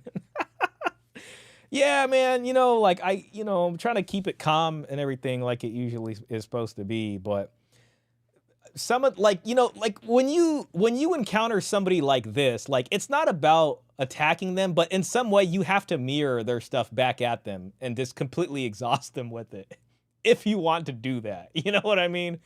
And then bring everything to a screeching halt. Because if they're gonna, like, you just have to challenge their dominance. Listen, man, it really goes down to seeing bullies get their comeuppance, man. Like, there's just nothing sweeter in this life, man, than a bully getting what's coming to him. You know what I mean? Like, a lot of the stuff is just bullying in some ways. Now, it does kind of remind me of that Family Guy episode where Peter Griffin saw his old high school bully like 30 years later and he was not having a good time. And then I think like he basically was gonna go and like beat that guy's butt, even though the guy was just living a horrible life now. But somehow Brian, I think, convinced him not to. So yeah, you don't want to go that far with it. Just, you know, challenge them. And there's a flower and he picks it up for you. He's like, here you go. Womantic. Oh, Tacticus, that's fantastic. I like that. Womantic. Yeah, oh my God. The man must lead and the woman will follow, but men have been programmed to no longer take charge. To not take charge and to not make demands of the other side. Like, you just got to be demanding, man. Demand back. It was right. Yeah, that stuff's I right. like nice things, but to me, Right. it's still the thought. Exactly. So it really is. Like the fact that you Yeah, and they all require money and spending money on you, but it's just the thought. You cannot lead without authority. An unbroken horse cannot be led by a bridle. Thank you for that. thought That's- about me and Yeah, if made you the effort. yeah, and if you buy that $100 bouquet, I'm not gonna be like, oh, you should have bought the one that was. Oh my God. Oh man, this is leading people down a. This is crazy. Like none of the stuff they're saying here has any substance to help nobody. $. I'm gonna be very thankful, Right. because you bought me that. I and think you it's made my more so day. just the appreciation that like we were thinking about you. We did Mhm. that for you. That makes me want Like to so, ask you it shouldn't guys. matter if it's $5, $100. Correct. I thought about you. I got you flowers. Okay, And if see, I at get least you- he brought up the okay. Well, now she says it's correct, but before it was just like, no, $100, and if you don't have money to buy flowers, then you shouldn't be dating, and blah blah blah. You know. Then he brings up the $5, and she's like, oh, that's correct. That's some severe cope. Lead how and with what authority? You cannot lead without fear, consequences, nor backup. Thank you for that, Luke. flowers, I'm gonna get flowers that I know you like. If you like lilies, you're getting lilies. If you like roses, you're getting roses. Like I'm not just grabbing a random bouquet. Yeah, I'm the flower guy. I meant to ask you guys this earlier because I wanted to show the compare. I just have this slight hunch that appreciation is very important for men in relationships. That's why I wanted to ask them how, you know, the answer where it's like it's up there. I'm wondering where is it for you guys? Is appreciation for the things that you do in a relationship near the top for you? Oh pretty yeah, high. absolutely. Like I mean, top 3? if you were to like look into maybe just even do a little bit of research, like male-female dynamics, what do we need in a relationship? And I mentioned it earlier is like, yeah, the girls want love, safety, and All right, yeah, all that stuff. Brute Man with the other 200 Indian rupees. Thank you, sir. I've never bought flowers for anyone in my life except for my mom when I was little. That's pretty much the exact same with me. That's the exact same with me.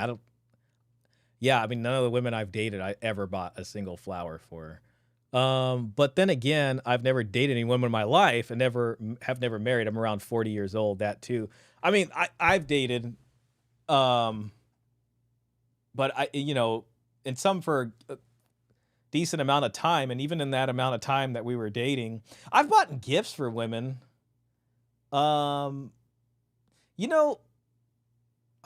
Like for like birthdays and stuff, nothing crazy. And they would get me gifts too. But it was just it's more like small stuff. And to be honest, sometimes I like getting gifts, but like not. It's usually just like very manageable stuff or something that like, oh, I bet, that would, I kind of like, I think that would look good on her or something. Then like, there is a little thing that it's kind of nice to like, it's more the surprise element, it's like, oh, you get something this, I don't know. Then it's just, I've done that, but never the flowers thing.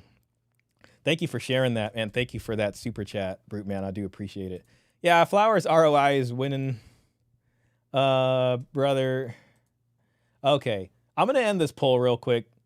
Looks like we had 62% of the men in here have bought a woman a bouquet of flowers. 38% have not. So I would add mine to not. So let me just go and end the poll. There we go. Such a peaceful life. Very much so. I think Brute Man does live a very peaceful life. My love language is gifts. Right? Yeah, heck no. All right. and Security. security. Yeah. What do we Yeah. want? Tell us what we want. Yeah. Tell the steamroller I'll let what you you know. need. I'll let you know. You tell us what we want. Yeah, I don't And then, yeah, guys, they need just as much as women need the love and everything else that I just mentioned. Guys need the respect. Guys need the I appreciation. think respect is and trust. respect is Respect number and one. appreciation. I Respect think and are huge. appreciation for sure. Yeah. Man, like let's talk about, the long term here and buying a house and having kids and raising them properly? Like what's going to need to be contributed for that? Hard. Yeah, That's what every guy always says That's right true. away. Oh, the most important thing is physical touch. I'm like, oh, shocker. Yeah. I mean, Of course yeah, it it's definitely is. up there for I sure.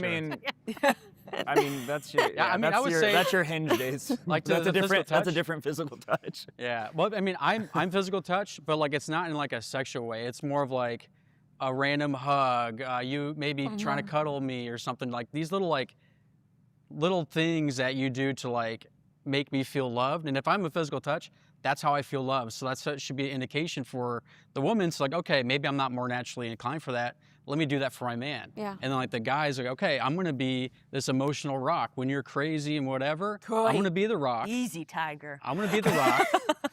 And then not get emotional when the woman's emotional so that she can trust you in those emotional situations. Okay, yeah. So you're going to basically willingly take emotional abuse is what's going on here, at its worst. I guess to be charitable, it's like I can understand the like when they're tripping out and then you just remaining calm until they sort of fizzle out. But it's just like, especially if that keeps going on or that's just a thing, like there's a certain point where you have to push back and be like, this needs to stop or this is going to be over between us, So we just rubbish men's preferences. Exactly. It's not easy to lead, but you have to have a strong internal compass and purpose. With the internet and hypergamy, a woman might leave. It's easier to lead if you are earning top 20%, fit, and resilient. Well, lead until they get bored of you and they want to dip out. I think the important thing, TD Boy, is having them invest something into the relationship if you're going to commit to that. So, yeah, I get it. The advice is like, well, you want them to look at you like this from way down here, and then you'll be good. But there's too many examples of just getting eaten up and torn up. Like this guy right here. Like, look, this dude lost his whole beard, man. Look, man, look at this. Look at this, man. He was doing all those things. You know what I mean? So there's some other stuff here. This is where I appreciate Paul Elam's contribution into this space, about men having their own standards and being willing to walk away. Yeah. Oh, gosh. I feel bad every time. Man, I gotta stop. I gotta stop with this. Let me just move these out of here. Okay. Yeah. So like, I mean, hey, Yeah. there's dynamics. Like if you're going out of your way to buy me flowers, I should be able to go out of my way for a hug or a kiss throughout the day, or massage your feet or something. A hug or a kiss throughout the day. Okay. Like you my know. physical touch Yeah, is something great. simple. Like if we're sitting on the couch, you just like throw your leg on me or something. Like you Yeah. have your feet on me like this, Wow. or And like hey, There's a Coach Greg Adams joke in there somewhere. it's Hey, not. It's it's, not um, like be attached to me, Yeah, like and hold guess onto my what? arm It's everywhere. free. But Yeah.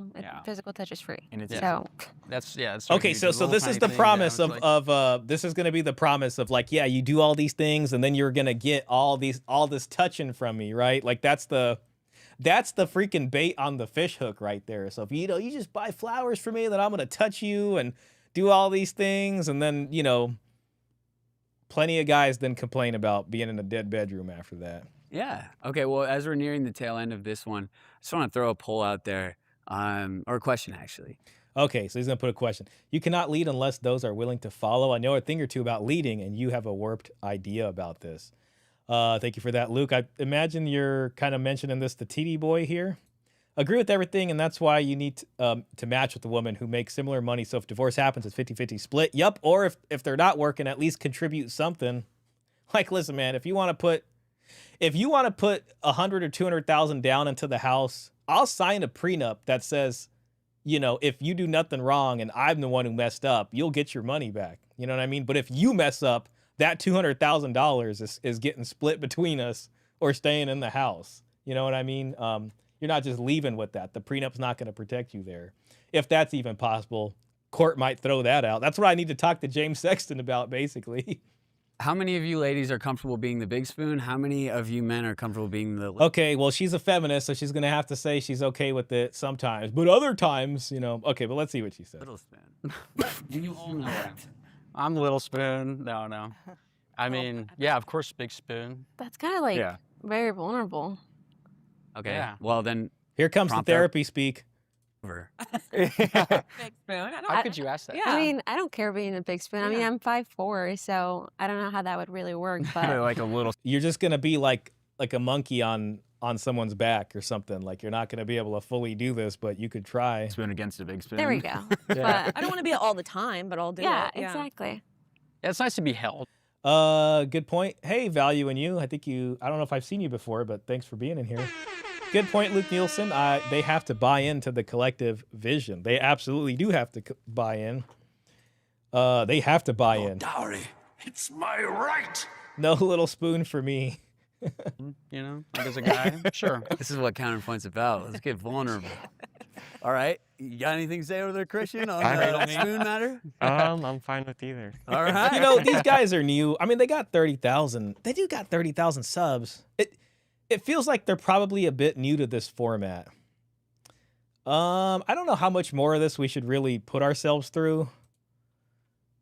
A high body count is a deal breaker. Men's height matters. I date someone traditionally ugly. I mean, we might flip through some of these. Okay. He does both. Spoon or not to spoon? To spoon or not to spoon. All right, amazing. Flip it. A high body count is a deal breaker. We'll start by bringing up everyone that agrees now. We started with the guys last time, so if you're comfortable. I want to hear what he says first. Ooh. Yeah. High body count is such a tough topic because You could say yes, it's definitely a red flag. I mean, listen, if you're dating someone and then they actually like tell you about that, you are gonna think twice. Because now you gotta really think about like you should be thinking about this stuff anyways, but at the same time, it's just gonna be very hard to get past this kind of hump of you know, possible disease and other risks and stuff like that. It's just like, and maybe it's just me and like, you know, I'm in my mid 30s now. I'm getting older. Part of me, like, I'm more willing to just cut things off and be like, you know, I actually don't feel like dealing with any possible fallout from this. Like I've gone on dates where I've heard about that and it's changed my view. And then I gone home and I'm like, okay, I have to think about a way to just send a nice message over and just say I wasn't feeling a spark or something. Like that has happened. It can really put you off. You know what I mean? Really, you know, so. Christian is a guy women say, Christian is a guy women say to, but not in a good way. Yeah, it seems like they're kind of handling him with kid gloves, and that's what a lot of this prior conversation was about the flowers. Or at least the other side. Gotta go train my client. Catch you next time. Hey, well, thanks so much for that contribution. I don't know what SGD, I'm not sure what that is, but thank you so much, man. I appreciate that. So yeah, man. Wishing you, you know, blessings there and a successful training client session. I bet you the two women in the back have high body counts. Yeah. Yeah, that makes sense. Blondie absolutely has a high one. Los Angeles. Yeah, the feminist Los Angeles chick, for sure she does. Singapore. Okay, that's probably what it is. Thank you for that. Yep, it's a big deal, of course. Don't let anyone fake shame or gaslight you. It's not. If a Carfax is important, a woman's past certainly is. Yeah, I mean, for me, it's just like in the pragmatic factor. You know, now I'm not going to say there isn't temptation there. There certainly is. You know what I mean? But there's certain things that a woman can say, just in my perspective of someone who has dated women, that would be like, oh man, I don't know about this. You know? Matt Cross put out some good videos about having that discussion with women, especially as pertains to if they've ever had any STDs and stuff in the past. And that's a very important conversation to have, you know? So when I hear high body count, I think about risks like that are very real. Now, yeah, someone with the lower body count can absolutely hit you with a lot of those same problems. You know what I mean? But there's just something about it, you know? Singapore dollars. Thank you so much, Govan. Hofax for sure. Like innately I go to, when we have sex, we have connection with that person. It's called soul ties. Okay, so it sounds like he's kind of heading towards a pair bonding discussion Like here. that. When that kind of tie breaks, and you can look this up, I mean, it's harder to form those type of bonds with more people. So someone with a high body count, and I've dated girls with very high body counts, but like those women, they're very masculine. There's a thought process out there that, you know, the more that she sleeps around, the more masculine she is. She absorbs that kind of energy from them. Very kind of spiritual kind of an idea behind it. But outside of like a spiritual thing, it's also like an indication on like who the person is. Like, are they willing to, you know, are they high risk? Open themselves up and be free for anybody, and it's like an open field? Or is it somebody who has like some exclusivity to them where you have to earn it? And that earning, because guys like to pursue, and if they don't see like that, she looked hella bored trying to keep up with this answer route, that lady as like someone that I need to earn like this intimate like experience with, they're gonna just dismiss him, be like, you know, whatever. Because I've even heard of examples too, like a lady, she told a guy her body count, and the guy was like, oh, can I be number 83? And like, just from that, you know, just from that little context, you can derive that person completely lost respect for that girl by immediately jumping into like, okay, why don't you sleep with me if it just... Yeah, it went from any long-term to any long-term. Basically, there's a recategorization. Now, if she's hot enough, then, you know, some guys will still be like, okay, maybe for a short-term consideration, unless someone's a super simp. The super simp can exist and can commit to that. But, you know, there's going to be a like, oh, okay, well, I'm going to have to recategorize, you know, what bucket I'm putting her in at this point, you know. Did he say exclusivity? I believe he did. Amazing, isn't it? The funniest part of Fresh and Fit is asking what they bring to the table. You can tell they never have thought about it. Okay, move it in. So easy to sleep with you, like, why not me next, or whatever. So it's very much like a huge red flag. Granted, people go through times where, you know, they're not themselves, they're unhappy, and maybe that stuff racks up. For ladies, it's super, and it's also like super, super, super easy. It's like the easiest thing in the world for women to sleep with men randomly. Like, yeah, that's just Tuesday. There's a million people there. All the girl just has to say, yes, and then boom, like, then she can have sex. Like, it's not respectable. But for a guy to earn having sex, like, granted, there's the guys that are like 10s. They get all the women. And how about you? Yeah, those guys can have a freaking mattress with no box spring on the floor.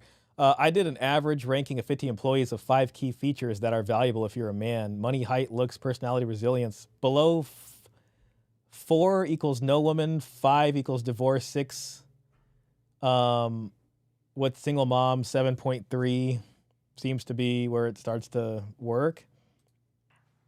I think that it is a deal breaker just because, I mean, I'm young and it probably will change throughout the years, but I'm also not expecting to marry a virgin, and I probably hope I don't marry a virgin. But with my... So she probably hopes that she doesn't marry a virgin. Okay, man, the traditionalism is just like on life support right now.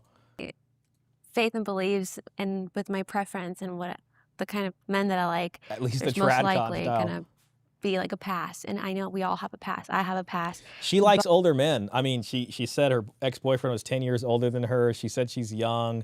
I mean, she kind of sounds a little bit like a sugar baby special right here. But just knowing that the man is the pursuer and the chaser, it just makes me think, you were chasing all these other women before me? Like, am I just another number? But even though, like... Not if you have this number. Dowry, it's my right. This could help you out of that. Let's say my future husband has a high body count, like, I'm still gonna love him no matter what. But I feel, knowing myself, there will be some sort of comparison when it comes to, in my head, like, oh, am I not good enough? Are you just gonna run and look for something else? It's just so many, like, overthinking, like, there's so much overthinking, so many thoughts processed with it, and I personally don't want to put myself through Man, that. I'm really interested to hear what these two ladies got to say about that. And it's also preference. Some people are fine Asian with it, girl, some people no are not. CGA. And Yes, I she does. personally am not. And I mean, it also depends what you mean by a high body count. 10?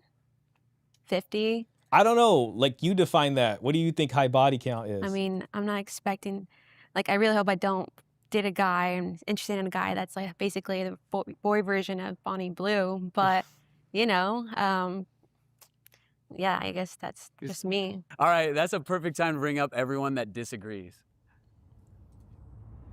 All right, let's hear about this. How do you guys feel about it? I mean, why do you disagree? Well, it's interesting. Okay, yeah. See, this is where it's important to distinguish that his name is Christian. This does not imply anything.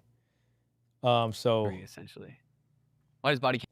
Well, actually, no. This might be consistent. He might go the born again version here. So let's just see. Not. I think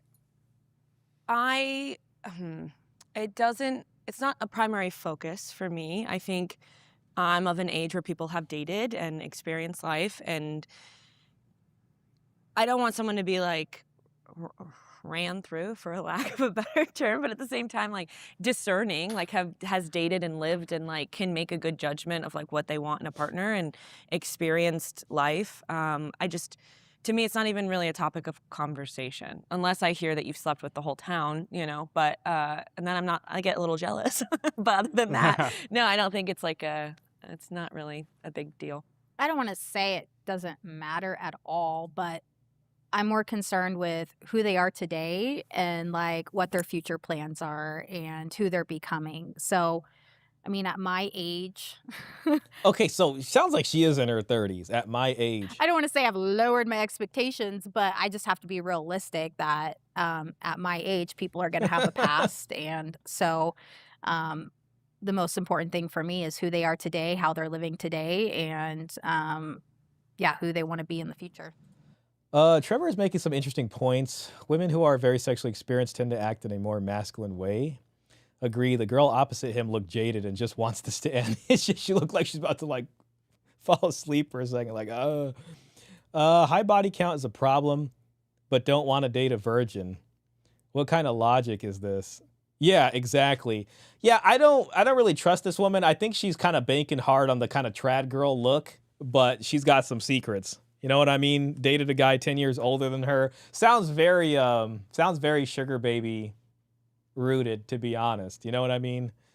And women like that are sugar babies, I mean, you know, the women that are on there, like, you know, I couldn't say like, oh, I have all this experience, but I've met some women that have done that.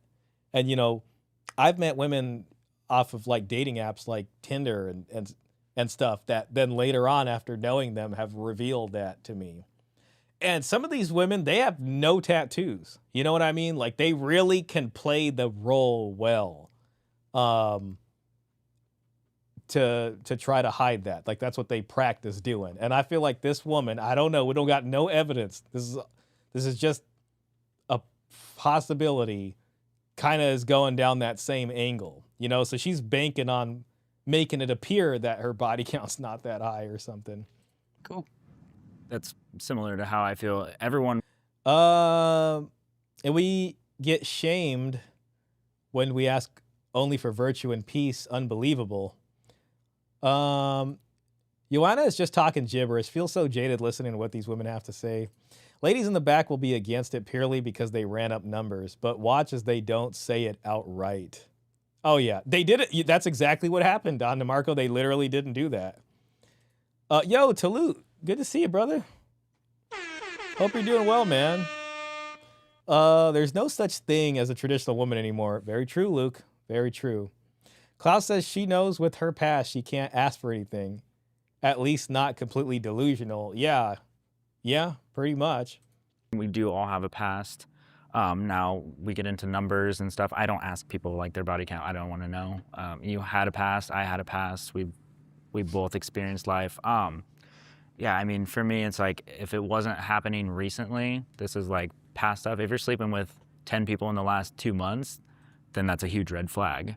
If this is you slept with 10 people over the last 10 years, different story. So, yeah, I mean, if you are becoming a better person now and you're not that person No, I don't want you to be becoming a better person. Now, you need to be a better person.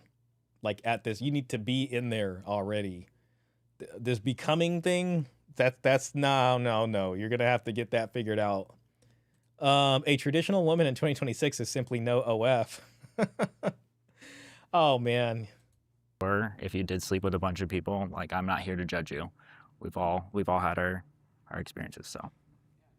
Yeah, he pretty much said what I was gonna say. Listen, for me, it's just like, listen, if I'm talking to you and you're around 30, around my age, there is all that stuff in the background. But for me, it's especially egregious when you've done all that and then you got nothing to show for it. Like, you got no money saved. You don't have any kind of decent money coming in from some decent kind of career.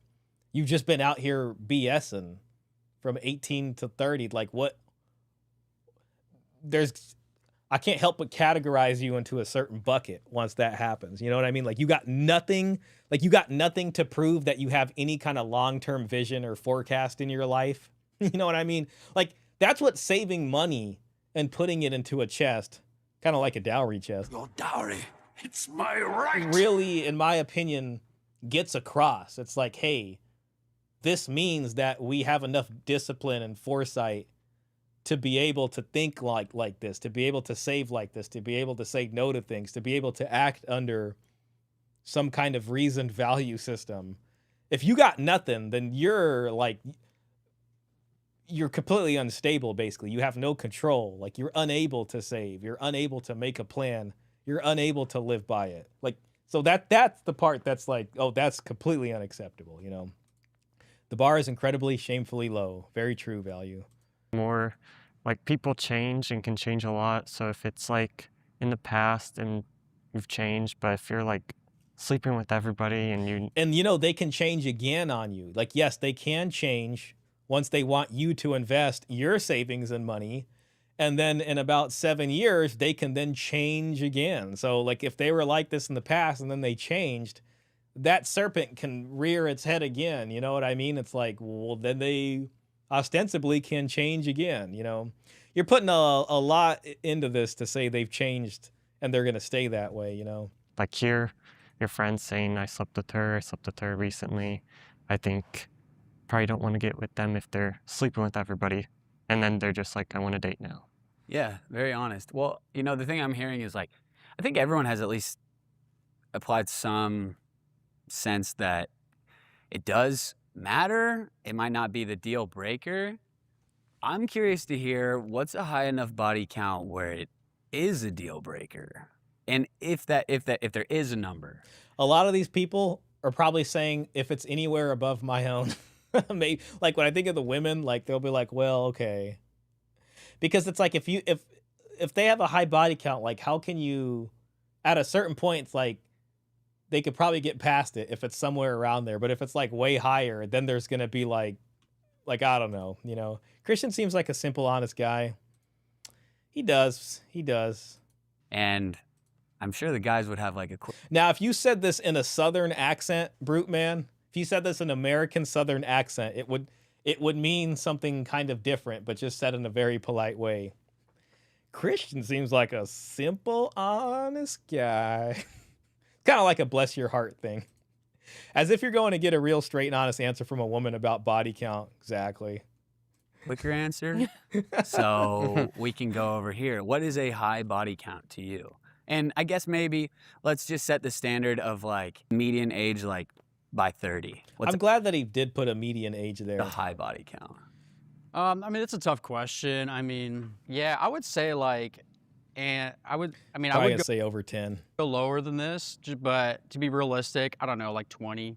To be honest, like, because especially with like a lot of women who are very attractive, they have a lot of options. You know, they may have a party phase, they sleep with a lot of people, or even too, they just have like these spurts of relationships. And I think that's one big issue too with someone who has slept around a lot. I see with those type of people, if you're going to be dealing with this, then it's like you got to have some other criteria that makes this deal worth it for you. Only go in relationships for like 3 months. Like once that 3-month mark, you know, it's a very pivotal for a relationship. Like it usually doesn't happen because like they either lose interest or they have the idea of like, oh, I can still have other guys. I know this guy personally, and I don't like these couple things about him. Okay, what about this other guy? And it's very much like easy to jump around and not have like, not put your straps down and like, let's make this work. It's more of like a serial dater. Yeah, you're just a serial dater at that point, and it's like, it's almost like, yeah, there's no connection. I like where this is going. I do want to figure out that number though, for everyone else. He said 20, I guess. So have a number? My number in my head before he said 20 was 25. Like, okay. These are higher than I expected. Yeah, I was thinking 10. I don't know. I thought they were gonna say like 10 at max, like, cause at age 30. Like, but I don't know. Okay, here we go. This is not I guess the difference is this is real life. My number's gonna sound very unrealistic then. Well, the crowd I hung around, like it's very, like I used to hang around with in college. It was like very party scene, and yeah, someone goes through a breakup and they sleep with like 5 people with. You know, this could be a roundabout way of getting people to admit their own body count, but I don't know. Maybe not. Christian has to learn about the switch and bait. Yeah, the bait and switch. Exactly. Coach Greg Adams has covered that extensively. Hopefully before his family court date. Oh, gosh. You know. He's very young, honest, nice man. Just like Brute Man said, he's a very simple, honest guy. Value says, I love it when they say it resets every year. Fantastic. Kind of reminds me of that word Jubilee. If this was the Jubilee video. Exactly. That boy gonna get hoodwinked and then steamrolled in family court. Lots of naive men out there, simps ripe for the taking advantage of by women's society and law. I think Christian should be like me to be safe from these modern women. Be 40 years old, never married, never dated anyone. For me, any body count over 1 is too high for me unless she has a sizable dowry. I might overlook it. Man, shout out to you. Dan the Man basically just said this right here. There was a dowry or a bride price. And then he said this. Which one of these broads has the richest father? Yeah. Oh, man, sorry. What's the dowry situation? Exactly. Let's get down to brass tacks here. Then a month and a half. It's gross. Yeah. But I've seen it happen. So. Yeah. I mean, ideally, I would say under 10 would be like, okay, you're there we go. Okay, you moved it to 10. I thought he probably said something like that. Good person. What's your dream scenario, though? Okay, well, let's get to that later. What about you? I think 15 or 20 is probably a little high, because if you think let's say you start when you're 18, then that's 12 when you're 30 each year. So I think 15, 20 is pretty high. Cool. Curious to hear what the women. Yeah. I'm more concerned about myself than the other person. Yeah, because see, like a lot of these numbers, it's almost a way of getting them to admit what it is, you know? You can kind of see how she's smiling. I feel like she kind of has a knowing smile here. Oh, the eye contact. All right. Dan, well played, sir. Good one. I have a body count of 1. Was a virgin when married. Was told I was marrying a virgin. In a religious community like Wilson demands. Didn't matter. She lied and I'm divorced. Oh, man. Oh, gosh, man. That's so messed up, man. You know, Luke, man, I appreciate you sharing that with us, because that's stuff that men need to hear. It's stuff like that happens, you know. And the only thing I could think of is like a metaphorical battlefield of how all this stuff is on. Like that is like some battlefield stuff right there in terms of dealing with women. The lying part, man, is just what really just is ridiculous. And I believe it. And there's so many men that end up in this situation. You know, like you kind of wonder about like Akash Singh, right? Like his was the more recent public one.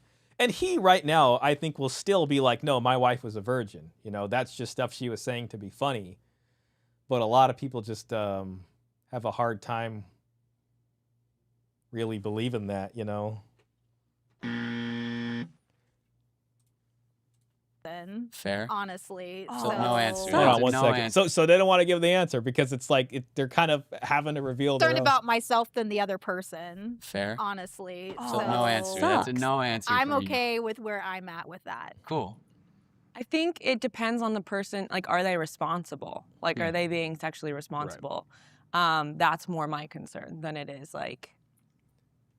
I think there's something to this like soul ties to like exchanging energy with people. So if you're doing that with everyone, that is tough. But there's not necessarily a number. And I think, again, there's like a sort of double standard of we expect men to have a higher number.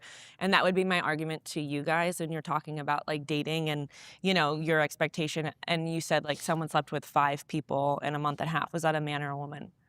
Both. Okay. Like, and did you have did you think one was grosser than the other?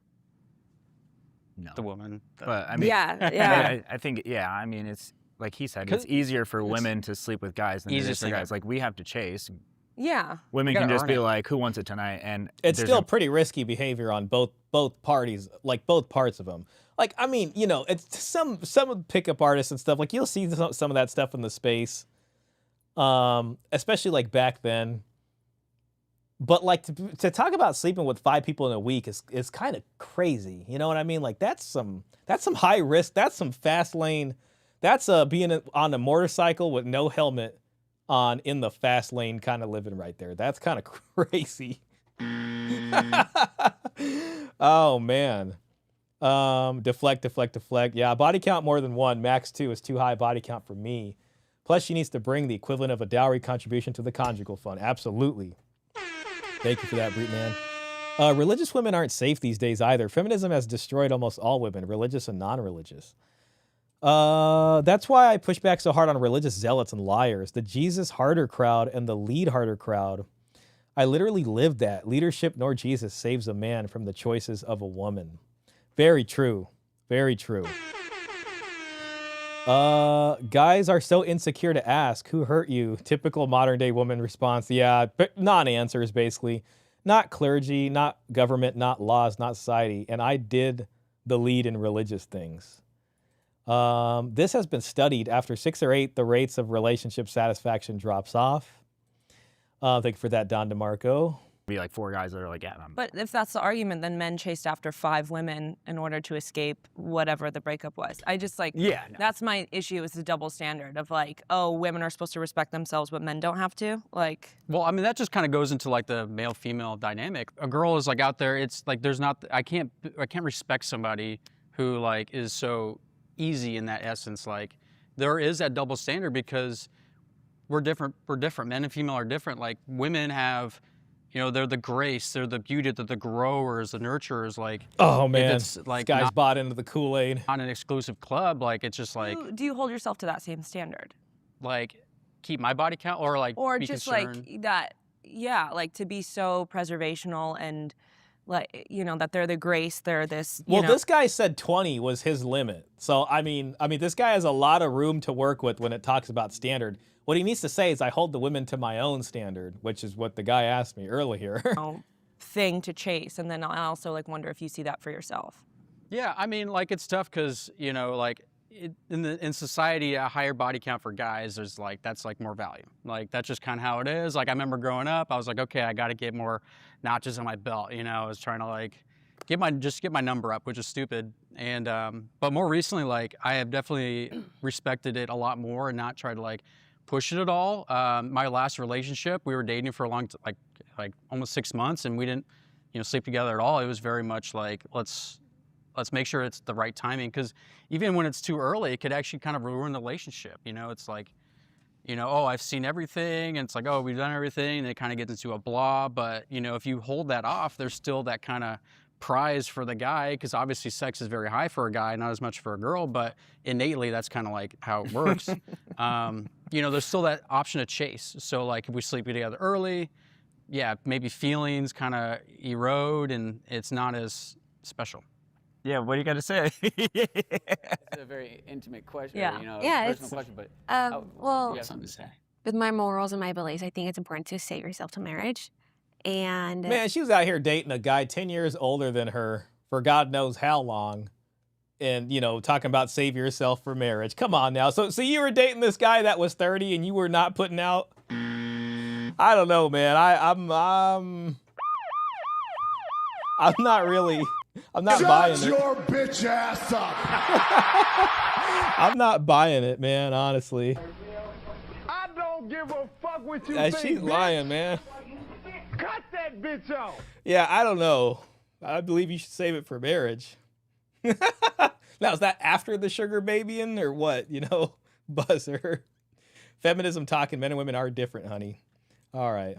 Like I said, I do have a pass, and Okay, she's got a pass. All right, well, okay. Well, I could give her, you know, some points here for being honest about it. I do think that sex is also very important to a woman. It's not just like, here we go for a man. Oh, yes. And I do think it's really important to hold it off as much as you can, because then later you could use sex as a punishment and like withhold it from your significant other. Oh, damn, man. This is already looking real bad down the line for somebody. She's talking about the weaponizing of sex. The bait and switch has a high potential here. For the body count, I'm probably not being realistic, but because you said 30, I wouldn't just say the matter. He didn't say 30. He said 20. I believe he said 20. Well, okay, hold on. The middle guy, I think, said 30. Matters, but I would say the story matters as well, because you could say, I have 2 people. See, this is the romance coming in, man. That's where the story really comes in. But it's like, okay, are you going on and off with that one person for many years? No, that doesn't count that way. The body count remains the same. She's over here insinuating that if you're with one person and you're on and off, it counts as an increase in body count. I guess it could if they're dating other people, because you're still opening yourself up to more risk, but I don't think that's how people are looking at it. LOL, doing a controversial subject tonight, eh? Yeah, a bit. Good to see you, Orem. I like your profile pic. For 5 years, and then another person for those 5 years, and it's just unhealthy. So I that would be 2. So think that the story behind the number is kind of important, because you could also say, well, the 20 is a high number, but in my eyes, and I'm not saying that once I find come on. Let's land the plane. out that someone's body count was 10, it's gonna be completely like a deal breaker. I would still want to know who they are, especially because it's their past. But I would say that for me, 10? No, it's 5. I think having more than 5.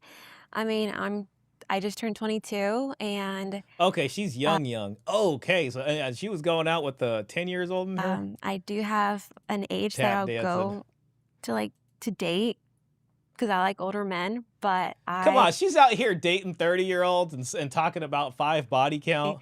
Also would prefer not more than 5. But it's also, I'm probably not being realistic thinking about it. Well, at 20, I don't know. At 22, I think 5 is that would be high a little bit. I think it's realistic. I don't know. It's definitely. Maybe. Feminism tries to make it controversial. Didn't she say she likes traditional roles? Feminism tries to make controversial. It really isn't. Maybe not. Yeah. I would like to think that could be realistic. Yeah. Well, that's especially if your faith is important to you and you're also pursuing men who have that same value. Yes, it's very important. Okay, here comes the convenient traditionalism spiced in when it works for them. Really like soul tie stuff. So like, the virgin has sex, that person, they love each other so much. Maybe they get broken up and she's heartbroken or whatever. But Mr. Pitt's got it. Yeah, she's at the JUCO. Her body count is 10x whatever she says. For real. Like, each time like the sex happens, it's like, okay, all right, the guy left me. Oh, no big deal. And then I'll go to the next one. It's like looser. It's like a iPhone plug in. It's just like each time you plug it in, just like you did it's a lot looser. You did not. I'm talking about soul ties, not vaginas. Okay. Steamroll him. I was about to say. Yeah. So the connection's not as strong. Here's my issue. Is that I think we societally have trained men, or over time, to want. Thanks, brother. Yes, please hit the like on the video. I'd appreciate that. We got 15 people watching. We got 23 likes, man, so I do appreciate that. If your faith is important, you're at 0. Exactly. Yeah, man, this is a whole lot of just tap dancing, just like Don DeMarco said. A Madonna, to want a virgin, to want a slut in the bedroom, to want a lady in the streets, but a freak in the bed. Like, it's this impossible expectation. So you, we want them to know what they're doing, but we want them to have no experience knowing what they're doing. And I think that applies for, women want men that know what's up and they don't have to have instructions. But like, we're less concerned about your body count, but yet you're so concerned about our body count. But there are expectations out of ties. our performance in order to lock you down and like be, all of these things. I know it's just really annoying, to be honest with you. Yeah, I would definitely much rather like teach a girl how to have amazing That means sex it was rather than like true. someone who comes in and can do tricks on it. Like it's very much like that dynamic of I am providing this. This is short versus long-term discussion here. There is no society-trained men thing. That's her feminism showing up. Amazing experience we can have together, and like let's make this awesome together. Are you asking like body counts on dates? No. If anything, I get asked. Okay, so then it's not at all. So then it's not really a conversation. No, I thought we. Scrap it. Well, this is gonna say how old I am, but like 15 years. Yeah, I don't. Like, I mean, it's just not even Yeah, in all the conversations I have with men. Like, this has not even been. I mean, I'm not saying it's not important, but it just hasn't even. It doesn't come up in conversation. If someone yeah. asked you, would you tell the truth? Yes. Yes. Yeah. Yes. Yes. Okay. But I would say, is this like a test? I don't like that shit. Like, I don't want to be tested and then, like, there's no vulnerability or honesty. And then, I mean, if you But, like, can't be why would- honest and like starting a relationship, then I mean, like, but why what would are you also want to doing? be with someone who's testing you like that? Right. And also, That's your answer. the Yep, honesty is exactly. going to come. The truth is going to come out at some point. Yeah. But like, I don't. Oh gosh, yeah. I think we could kind of just go ahead and skip what that part and go to men's height matters. Men's height matters. Okay, girls don't like accountability. The moist mafia. Higher body counts lead to infertility problems in a state of nature. We're wired to recognize body count because it's negatively correlated to having babies. Interesting. Typical feminist talking points. Brain smoothed by social media. No experience. Oh man. Would you tell the truth lying? Yes. All right. Moving in here. We'll start by bringing up everyone that agrees now.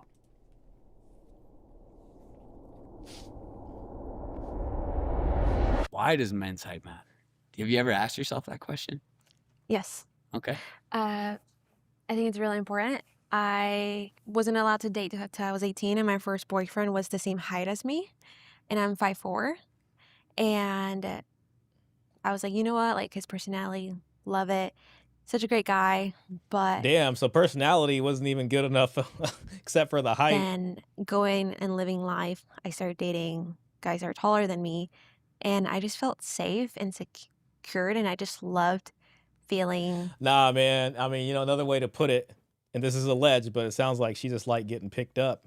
You know what I'm saying? Just like from these big old, That feeling, I felt guess. so safe and secure And being tossed around.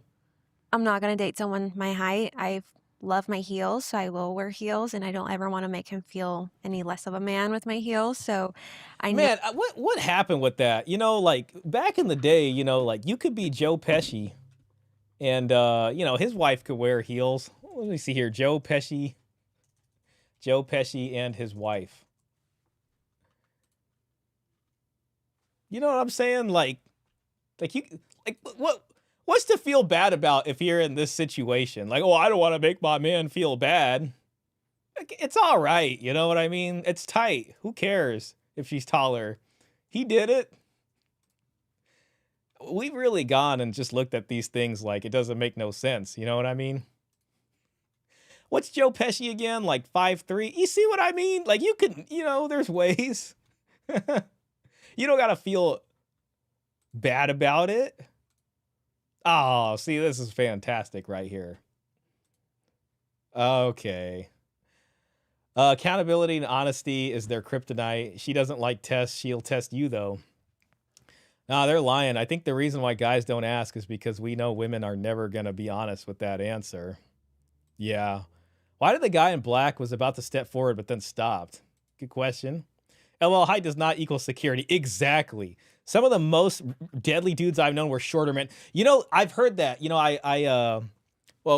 Somebody that I know through work, he's an older gentleman, but he was in the military for a while too. And we were talking one day and he was telling me for special forces stuff, the guys that did, I don't know if you'd say it's true or not, but this is what he was telling me, that guys who did like best on a lot of these tests were like around, they were under 6 feet. They were around, he said 5'9", all right?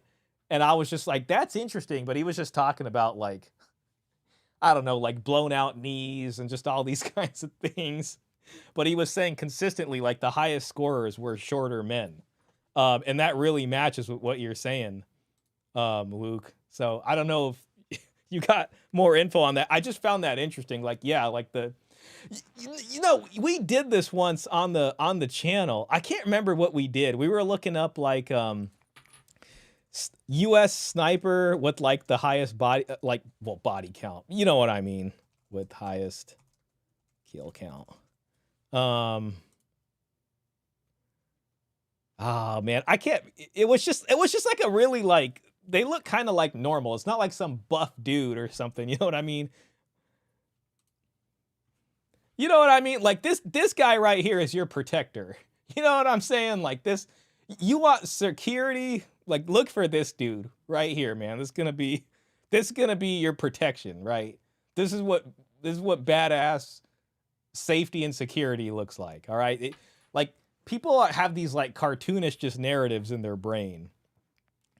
Problem is he had to become Joe Pesci to overlook the height. I can hear that. On that. Round 5'8" or 5'9". Yeah, that matches. 5'9" was what he told me. The most deadly dudes. I hear what you're saying, Mr. Pitt. These women don't realize that their 5'3" dreamboat is gonna lose to a 5'4" dude with the Glock. Yeah, I mean, and I don't even know if it necessarily is the Glock. Like I get it, like there's size, strength, but there is skill. Height matters for a woman, but if short, you can negate it through wealth and personality and fitness. 5'9" is a very fit man overall if they stay in shape. Okay, so yeah, I wanted to just show you that soldier picture. I'm thinking about kind of skipping this, but what I'm getting myself into. So I do think it matters. Yeah. Yeah, it's fair. And how about you? Guys, after we watch this and read the comments, we're going to read Dan the Man's next Gold Pill Tale art book that he made. So that's coming up. I mean, I wouldn't say it's a deal breaker, but I think it just goes to like the overall, like who you're attracted to. I don't need to date a man that's 6 foot, but I mean, would I like to date a man taller than me? Yeah, I'm like 5'3.5". So, I mean, it's not like there is an expectation of like you like have to be, again, like, I don't know. I suppose there is kind of a cutoff in my mind, but it's just overall like attraction. It's like you're attracted to who you're attracted to, and you're allowed to be like, some guys like brunettes over blondes or vice versa. And so it's like, yeah, I mean, the height of a man plays into my attraction to him. So I'm going to be honest about that, but there's other factors too. And maybe there's other things that are not as important to Books me coming, that Dan, are I promise. important to other women. So, I mean, height. Joe Rogan's kind of short. Bet you he has no problems. Yeah, I mean, to be honest, like, I think Joe Pesci was getting chicks even before he was Mr. Big Actor. And I'm sure Joe Rogan was too. You know what I mean? I don't think it's just about the money for those guys. It's part of the attraction, but it's not the end all be all. But I'll be honest, it does play into my decision of who I'm attracted to. Yeah, Cool. and I know the height, you can't change that unless you get surgery on your knees, So I'm not expecting my man to go get surgery on his knees. I hope not. But I'm also very understanding about that you can't change that. Now let's bring up everyone that disagrees. I would say it doesn't matter to me. I think this goes along with the being like an aggressive steamroller. If I don't believe, if I don't believe you, then I can't receive, right? So if your height bothers you, then that bothers me. But if it doesn't bother you, then it doesn't bother me at all. So I've dated tall people, I've dated short people. If I think there's something to that. There was one experience where I got climbed like a tree, and that was like, oh, that made me feel very masculine. And so I didn't love that. But for the most part, as long as you're not overcompensating and don't have a Napoleon complex, we're good. And I'm still going to wear my heels, so. Cool. I mean, trying to figure out what the question is to ask you guys. How about this? Have you ever felt like your height mattered? No, like she said, I was born this way. I can't really control it. So yeah, as long as you're not insecure about it, there's no issue there. I know like 2 of these dudes are over 6 feet. I'm just saying, just as far as this goes. Exactly right, Mr. Pitt. The days of the meathead being the only level of security are over. They didn't do weight matters, did they? I bet all these ladies have engaged in JUCO activity. Oh, there's a lot of questionable stuff going on here. Everyone's gonna have their preferences on who they date. Like, I'm just gonna skip height matters. We're gonna go straight to I date someone traditionally ugly. See what that's about, and then we're gonna hit the comments. We're gonna go straight to Dan's book. All right, we may even have lost this right here. We may have even. I date someone traditionally ugly. Oh, I'll start by bringing up everyone that agrees now. Man, they're not rushing to their seats. I'll tell you that. Okay. I think it was it grew on me over time perspective, and it wasn't someone I was initially attracted to. And I think everyone is beautiful, but I think there was an element of, oh, this isn't generally my type, and I'm stretching here, and I'm gonna give this guy a chance, which sounds so awful, because I also thought, if I'm being completely honest, it was like a safe bet, because I came from a guy that was traditionally very attractive, and he ended up being not the best person to be in a relationship with. So I was like, I'm going to skew the other direction after 6 years of being single and see if this is better. And spoiler alert, he did the same shit. So I do hear that a lot. Like, yeah. he was ugly anyway. Yeah. And he did this, and I'm like, wait, you dated someone ugly? Yeah. Okay. Yeah. And they still were mean. So. And how about you, Janelle? Oh, it's okay. All right. So this is conflicting for me, but I think to kind of piggyback off what you're saying, I value like spiritual and emotional and an intellectual connection.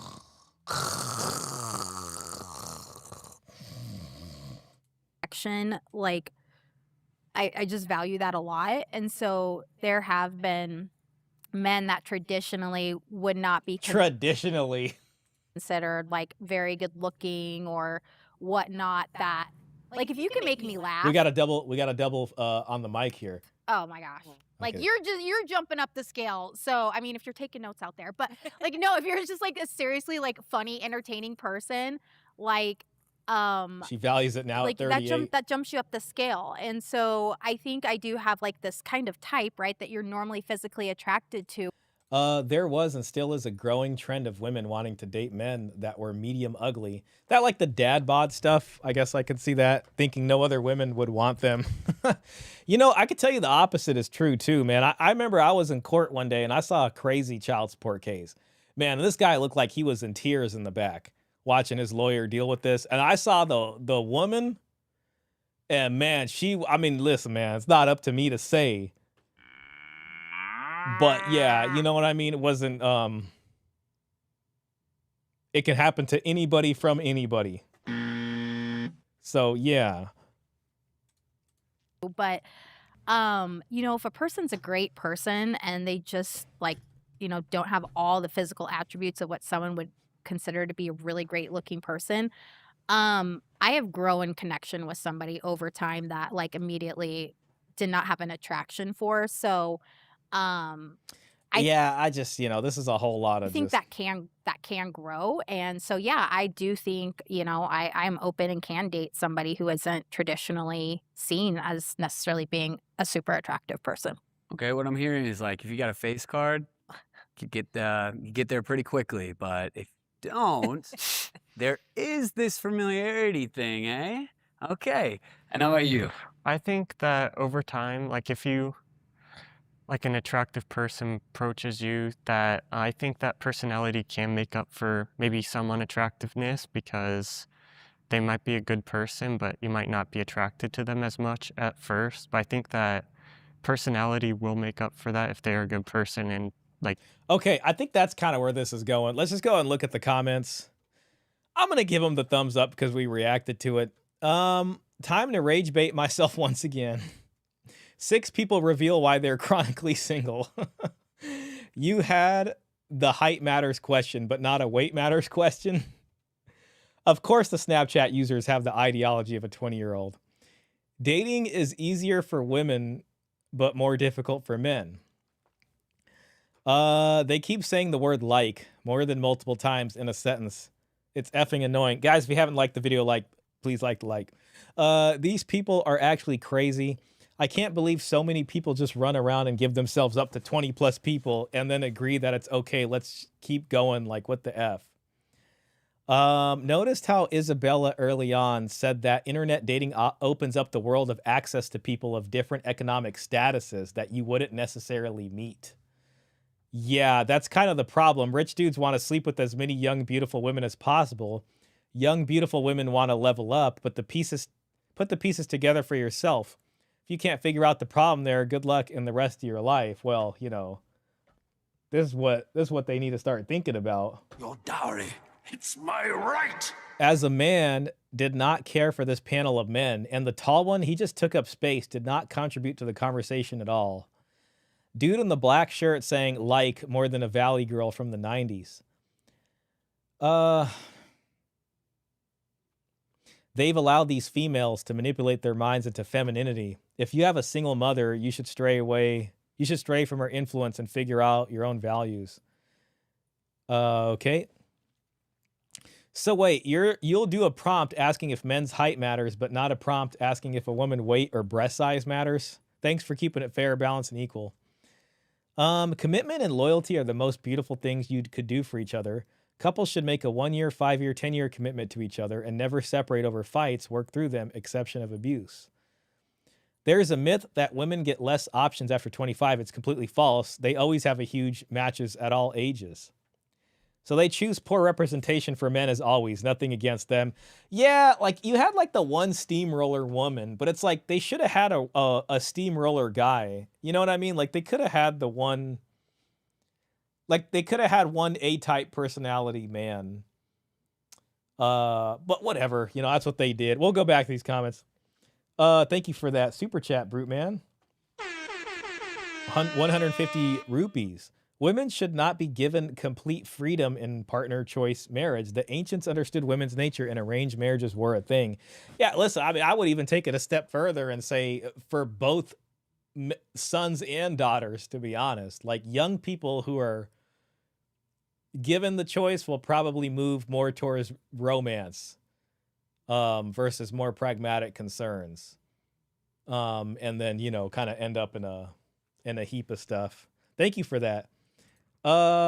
Kate Willett's done some great work on the differences in attraction between men and women. Men judge on the basis of fertility and women judge on the basis of status.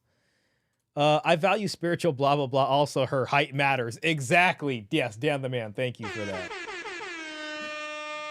I bet she does now. Mid is being kind. We've been taking notes, Blondie. We run from you. All right, a couple more comments, and then we're going to get straight to Dan the Man's book. Let's see. If a woman says they're a feminist, then split the check with them. If they don't like that, then you dodged a bullet. So many self-proclaimed feminists want equality, but only when it benefits them. I'm going to like that one. I have no problem if a woman is a feminist, but men need to start making them live like a feminist then. You can only have equality when it benefits you. That's on the topic of feminism killing chivalry. I think the biggest factor is just casual sex. To give an example, a few weeks back, I saw a post on one of the dating-oriented subreddits venting about multi-dating. The guy said he found out his date had a FWB on the side while he was taking her out on dinner dates. When I look at that situation, I don't want to be the guy paying to take her out while she's then, you know, with some guy having sex with her. I'd rather be the guy who she's having sex with. The woman in the YouTube video said something like, doesn't it make you validated to pay for her dinner? And I don't know. I personally don't relate to that at all. I feel way more validated being the guy a woman wants to sleep with, even if I'm not paying for her meal. Okay. I know Sartain isn't popular around here, but he would have wrecked that panel. I'm sure Sartain is he's pretty seasoned in the debate space, man. I mean, he's been everywhere from all these panel shows and all this stuff. It's kind of what he does. So yeah, I'm sure he would have. He knows the stats and would have been the steamroller. Yeah. Well, that's what was missing from the show. You know, I'll say the steamroller woman did use kid gloves, but you can see like she would have been ready to pounce on him. So that I think that kind of made the guys intimidated a bit. They needed one kind of guy that sort of has a similar proclivity on the guy side. Thank you for that, Don. You hit the nail on the head. Young men and women will marry for love and romance and not consider more pragmatic concerns. Absolutely. Yeah, pretty much any dating guru in this space can wipe them. Okay, so now we got to get to the fun part, which is Dan the Man. Dan the Man has really been putting in some work for us, man. More than we deserve here. Notes. Gold pill. Oh gosh, I got so many folders. Where is my viewer artwork and media? Here it is. Oh, it's Raymond Thoughts and Game Night coming this week. I promise it is. I did one last night, and I'm gonna do one tomorrow evening too. I am gonna do one. So I've been. Thanks for reminding me about that. Actually, I've been enjoying the video games lately. I haven't been playing them a lot, but I want to play them more. And I did make a gaming channel. So let me just put the oh dang it. Let me just put the link for that in here. Okay. Oh crap. Now this is talking. All right, hold on one second. I just want to plug the gaming channel one more time. I'm sorry, Dan. I know we got to get to the thing. We're getting there right now. Share link. I really should just have this link copied. Okay. All right, here goes. Putting the link in. Guys, yeah, if you're in here and you care to watch me gaming, which I know probably a lot of you don't care, but if you do, that sounds like something you're interested in, please subscribe to that channel. Thank you again so much for the $10, Raymond. Man, it's such a pleasure to see you in here. Part of me, I always wonder, I'm like, I don't even think Raymond watches YouTube anymore or is on here, but it's good to see you. I really need to pop in on your kick, man, is what I need to do. So thank you for being here, Raymond, man. You know we love you over here. Shout out to you again. Okay, now we're going to Dan the Man's book here. And Dan the Man has given us 2 books tonight, not just 1 book. So we got a Gold Pill Tale, Raiders of the Lost Dowry. Man, I already like the sound of this. Look at how good the artwork is, man. This is crazy right here. This is crazy. Gosh, man. Like there's this guy, which is me. This is Peter Wright. And then we got Paul Elam. I don't know who these figures are in the back, but this could be your typical TradCon, undercover TradCon. I don't know what they're going on. Possibly a pickup artist wizard. We even got the Boulder in here. We love Shah. Thank you, man. W. Raymond, absolutely. It'd be cool to see CGA go head-to-head with Michael Sartain on Organic Game Cold Approach versus the JUCO. That would be pretty cool. I mean, they're both in Vegas. It's not impossible to happen. So you never know. That could happen, man. That would be interesting. Okay, so let's move into page 1. All right, deep in the heart of the city's museum, the adventurous archaeologist and retriever of rare antiquities, Shah, received an urgent visitor. Oh, man. Dude, I have 2 copies of Indiana Jones on DVD. Like, somehow I have 2 of them. Oh, my God. I might even be able to reach this. Hold on. Just a second, Legends. Look at this. Look at this. I know I'm interrupting the read here, but I just want to share this. See that? Man, that's too cool right there. I watched that on my CRT. Yeah. All right. That's tight. Let me just put this here. And we're back. Okay. Deep in the heart of the city's museum district, the adventurous archaeologist and retriever. Man, I gotta kind of keep it lower, actually. Deep in the heart of the city's museum district, the adventurous archaeologist and retriever of rare antiquities, Shah, received an urgent visitor.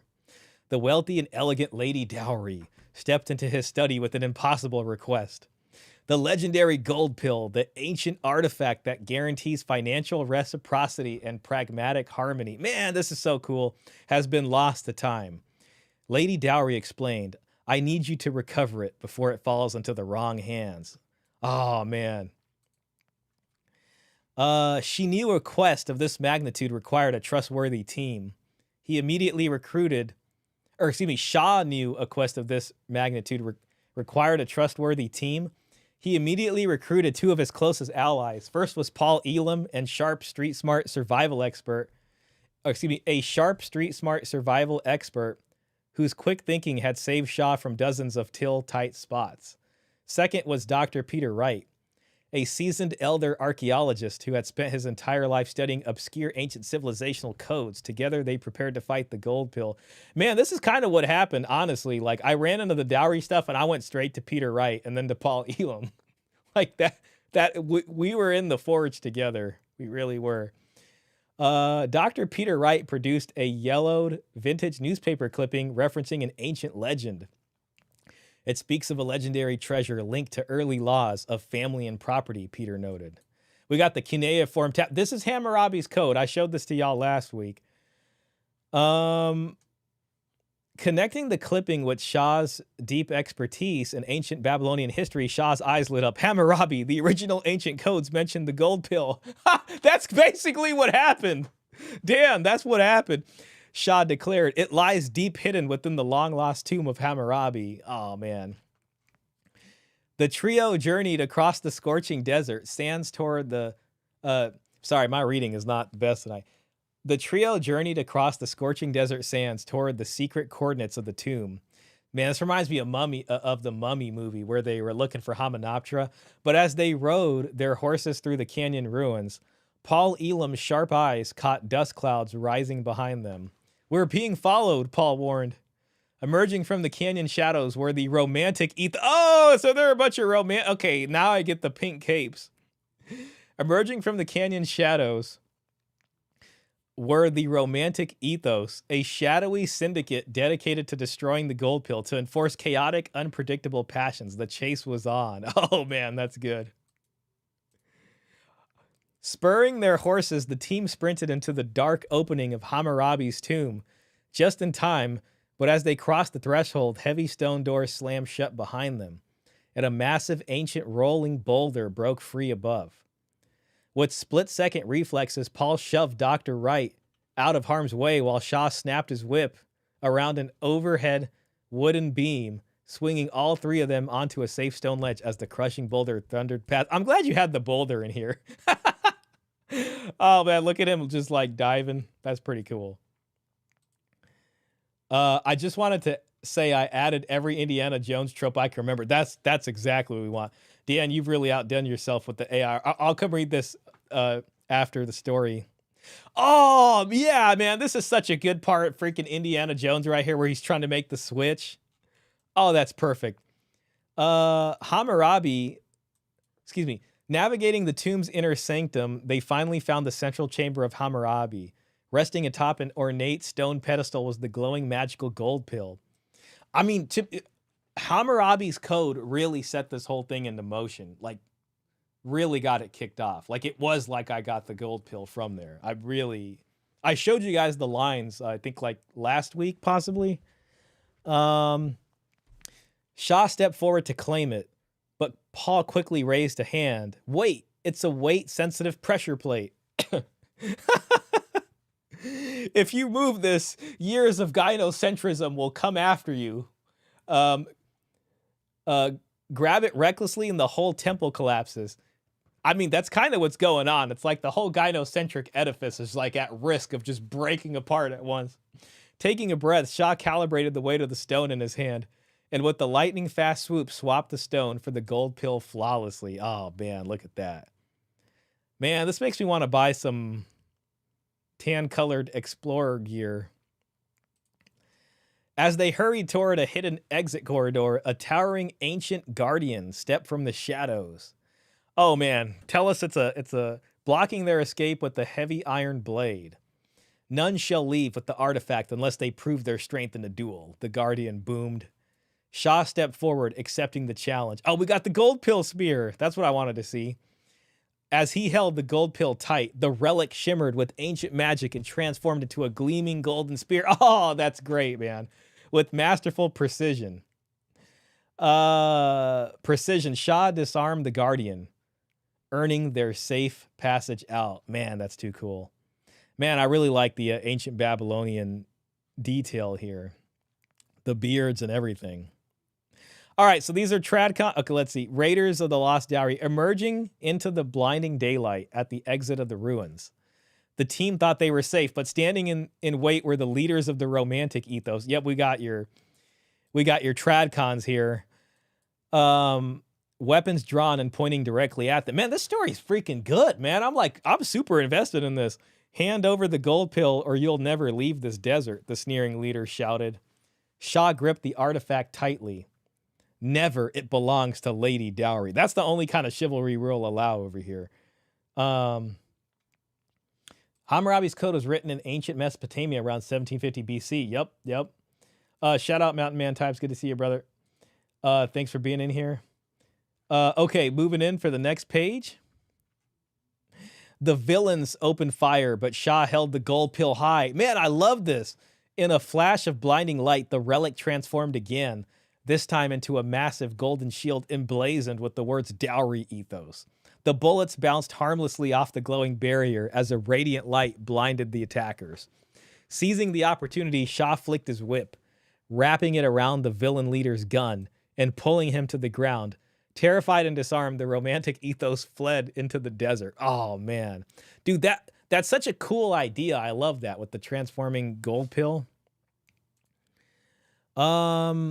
Returning safely from the expedition, Shah delivered the gold pill to Lady Dowry.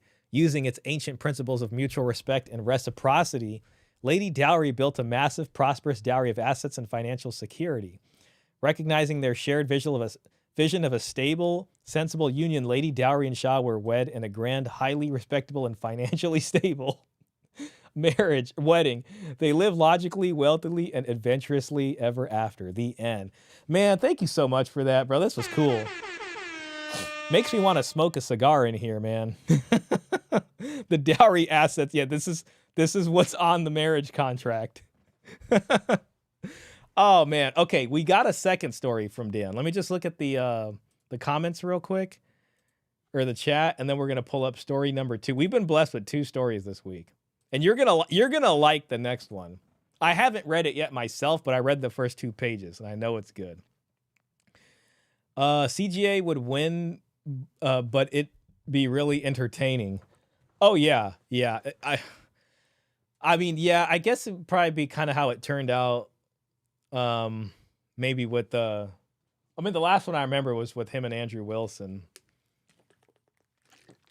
That one started out, I guess it was kind of like the opposite of Paul and I's debate. Like ours started off with the fireworks and then it became like a lot more calm. CGA's was like, theirs started out calm and then I think it kind of went into the, way that it went. Dan the Man's stories are just epic. Absolutely. Cloaked simps. Thanks, man. Lady Dowry looks really pretty. Absolutely. That means a lot coming from you, from Mr. Pitt. The compliment is well deserved. That story is better made than a lot of syndicated ones. I mean, I know Hollywood can barely produce anything like that nowadays. That story is better made than a lot of syndicated ones. Amazing. Thank you, Klaus. Facts regarding Sartain's skills. Dan the Man says, absolutely beautiful story. It was incredible creativity. Greetings. Yo, Mad Villainy, man. Welcome in. Good to see you, brother. Thank you. But to be honest, I just copied every Indiana. But fusing it with the gold pill, like that is a creative thing right there, man, which is really cool. Okay, we got to get story number 2 up here. Okay. Story number 2. A gold pill tale. And I like how you're calling them a gold pill. Like the whole series is called the gold pill tale. And then it's like the specific thing. A Christmas dowry carol. Oh man, look at that. Peter Wright. That's me. I look very, I guess you can say Dracula-esque in this, which is kind of interesting. very gaunt, very vampirish. And we got Paul Elam looking bright and cheery. And we got a woman that looks like she needs correcting here. So let's see how this goes. The Christmas Dowry Carol. Okay, moving in. Page 1. It was Christmas Eve in 1843 London, and a young woman was furious. She wanted to marry a gentleman of a high social standing, but every time a respectable suitor courted her, the conversation ended in disaster. What do you bring to the table, my lady? The gentleman would ask, looking for mutual support, financial responsibility, or a reciprocal dowry. She would snap her fan shut and exclaim, I am the table. The suitors would politely bow and walk away forever. She would huff, stopping her foot in the snow. Why do men ask what I bring to the table? Are they broke? Bah, humbug. Okay, page 2. That night, the young woman retired to her bedroom, grumbling about cheap men. As the midnight bell chimed, the temperature plunged. Clanking iron chains rattled across the floor as the translucent ghost of her late aunt appeared. Her aunt, oh no, it sounds like we got a spinster and an old maid coming in. Her aunt had spent her entire youth chasing an impossibly rich gentleman. Oh my gosh, this is fantastic, Dan the Man. Her aunt had spent her entire youth chasing an impossibly rich gentleman who would unconditionally commit to her, following the foolish romantic ethos of marriage. As a result, no man ever committed, and she died penniless and alone without ever getting married. Hear me, my niece, the aunt wailed, dragging heavy iron chains forged from unpaid dressmaker bills, empty purses, and shattered vanity mirrors. Your romantic entitlement will damn you to my exact fate unless you learn the pragmatic wisdom of mutual contribution and the dowry. 3 ghosts will visit you tonight as your only chance to escape eternal misery. That's a fantastic page right here. This is excellent creativity. This is excellent. Page 3. At the chime of 1, the first spirit materialized in a warm golden radiance. It was the ghost of dowry past, resembling the dignified elder sage, Dr. Peter Wright, holding ancient parchment scrolls and a flickering lantern. I am the ghost of dowry past, but you may call me Peter Wright, the spirit said softly. Touching the young woman's sleeve, he transported her back in time to witness her own parents' youth. Oh man, that's too cool. I like that idea a lot. She watched in surprise as her young father and mother met with family elders. Her mother proudly presented a substantial dowry of property deeds, livestock, and savings to invest into their new household. You see, Peter Wright explained, your father did not build your family's fortune alone. It was your mother's pragmatic dowry that secured their land and built the wealth you enjoy today. It was the seed capital. You can say it's the seed capital. True marriage is a joint venture built on mutual contribution rather than one partner demanding everything. The young woman lowered her head, realizing her father had only succeeded because her mother brought real assets to the table. Absolutely. This is beautiful right here. This is beautiful.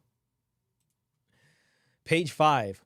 When a sudden flash of green light, let me start over. Page 5. With a sudden flash of green light, the second spirit boomed into the room. It was the ghost of dowry present, looking like the rugged, street-smart Paul Elam, wearing a wreath of holly and holding a glowing golden horn.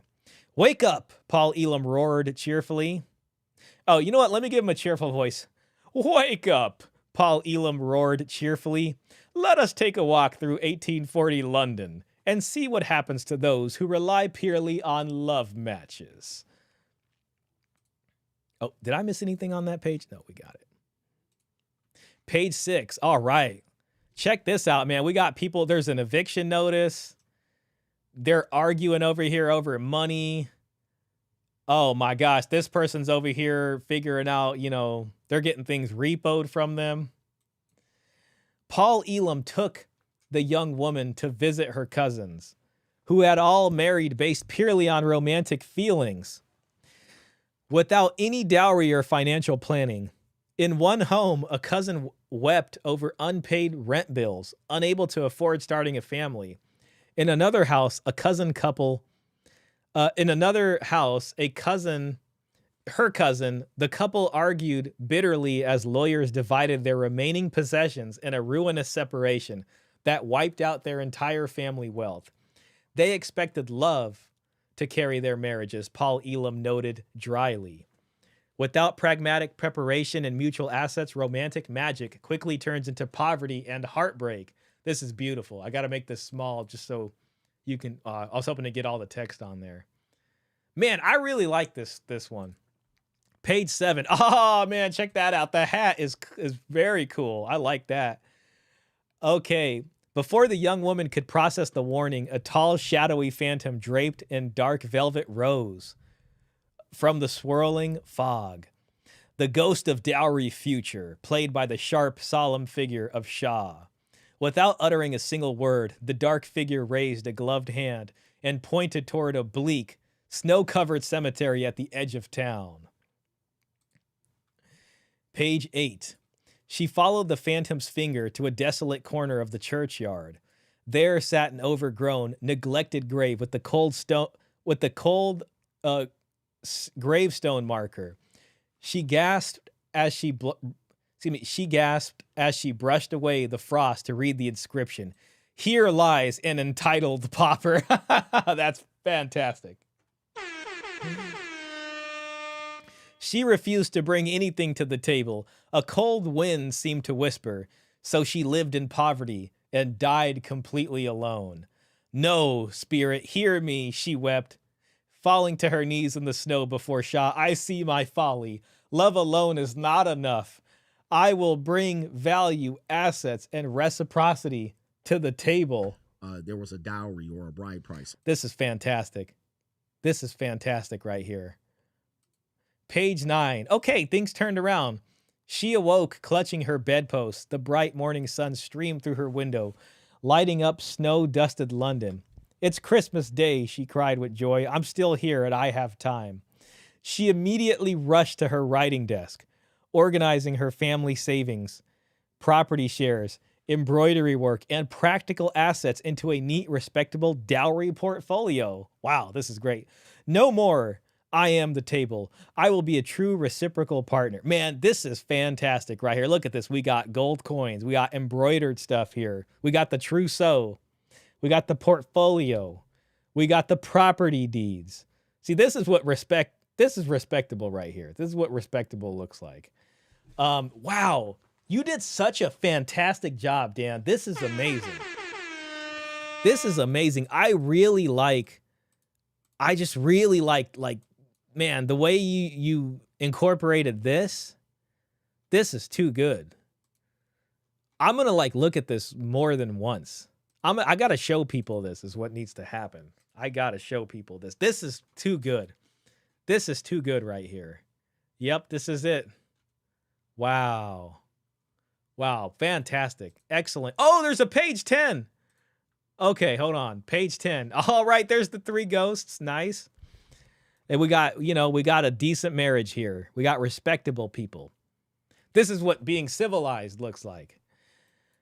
Reciprocal dowry and mutual partnership deed, the end. She walked into the Christmas Day gathering, a transformed woman. When a respectable gentleman approached her, she presented her dowry portfolio with pride and humility, offering a true 50-50 pragmatic partnership built on mutual effort and respect. The gentleman smiled warmly and gladly accepted her proposal. As Dr. Peter Wright, Paul Elam, and Shah raised their glasses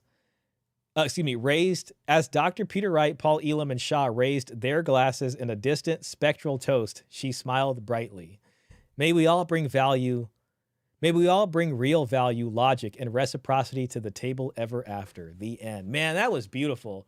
I really, really feel like that artwork that you created here, Dan, is like a beautiful, even like a kind of capstone to all the work we've been doing on this channel for the past couple years. Like, this is just too cool, man. I love the stuff you guys make. And I really feel like You know, I don't know if this is true, but I feel like we get a lot of AI stuff as the weather gets colder, even though I know it's like in the middle of summer right now, but this was fantastic creativity right here. And what's beautiful about this is this really expresses the message in a way so many people can understand, or at least get them in it. I think with me is like one of the challenges for me is I explain everything and I feel like I really want to dig deep down all the time, but that can not have mass appeal. Something like this can have mass appeal, you know. Not trying to ask you for more, but I feel like a Jack and a Beanstalk story. I don't even know how you'd make that work. I just think it would be cool. Gosh, we can even get a Count of Monte Cristo thing going on. Yeah, the Gold Pill tale is just the series I made up. Dan created all of these. He created all of these. Yeah, I used AI to make it. Oh man, that's very cool. Great job. Absolutely. Paul looking crazy. Using A Christmas Carol as an analogy to modern day feminist failure is kind of brilliant. It is. It's very brilliant. And he put her basically in the position of Scrooge. It's fantastic. So glad you love it, Shah. I really do. I really do, man. I hope I wasn't kind of like annoying because I asked you to change some things. And I know it's a lot of work, man, but this turned out fantastic. It really did. Gosh, I might even ask Peter Wright. I mean, if he thinks it appropriate to publish these somewhere. I think we need to have these accessible, man. This is good. Yeah, I've been watching your stream. I just keep track of everything you've been talking about and try to combine it all. Well, you've clearly demonstrated that you've been hearing and understanding what's been talked about on this stream. I'll tell you that. So thank you for that. These will be shared more. God, oh man, we're almost hitting 3 hours. Part of me wanted to look at this, man, but I think I'll just save this for next week. Kind of depending, I guess, on what happens in the week. I'm hoping to do a video game stream tomorrow evening. So if you are subscribed to the gaming channel, we certainly appreciate that. So yeah, we'll see. I'll try to get that in there. I do try to create a premiere for it, but I'll probably just create a premiere and then start streaming pretty quick. So that's going on. Beauty and the Beast. Oh, that's a great idea. Value in You. That's a fantastic idea. Beauty and the Beast could work really well. That can work very well. Oh man, I wonder how Dan would go about that. I'm very interested to see how that would be. We can even Cinderella in some sense is kind of tangentially related to this. I don't know if we need to go there now. I'll be thinking of different classic stories. I'm going to go to see what we got here. How the Grinch Stole Christmas. Oh, that's a good one too. Man, Dan, man, this is like, there's so much potential on this. Like, I don't know how to explain it. Like, there's just a lot of fun to be had is all I'm saying. Like, there's a lot of fun to be had. I feel like James and the Giant Peach can kind of work too. And like the Giant Peach maybe can represent dowry in some ways. You guys remember James and Giant Peach? That would be cool to get Peter Wright to post it. I'm gonna share these with him. I will. Even better, heck yeah. Man, that's too good. That's too good. Thank you for sharing that with us, Dan the Man. That really takes it to the next level here. Let's see here. Let's get a Dan the Man classic playing right now. We're about hitting 3 hours, man, so I should probably call it soon. I hope everybody's having a fantastic weekend out there. Thanks everybody for watching. Thanks for everybody who participated with comments. Thank you for the super chats. And for the people who just watched and listened and didn't comment, I appreciate y'all being here too. Can even my keys. 27 likes. 22 viewers right now. We appreciate y'all. I should probably put the gaming link in here just one more time for the folks. Laughed it away at the end of the day. Should've listened to Shah.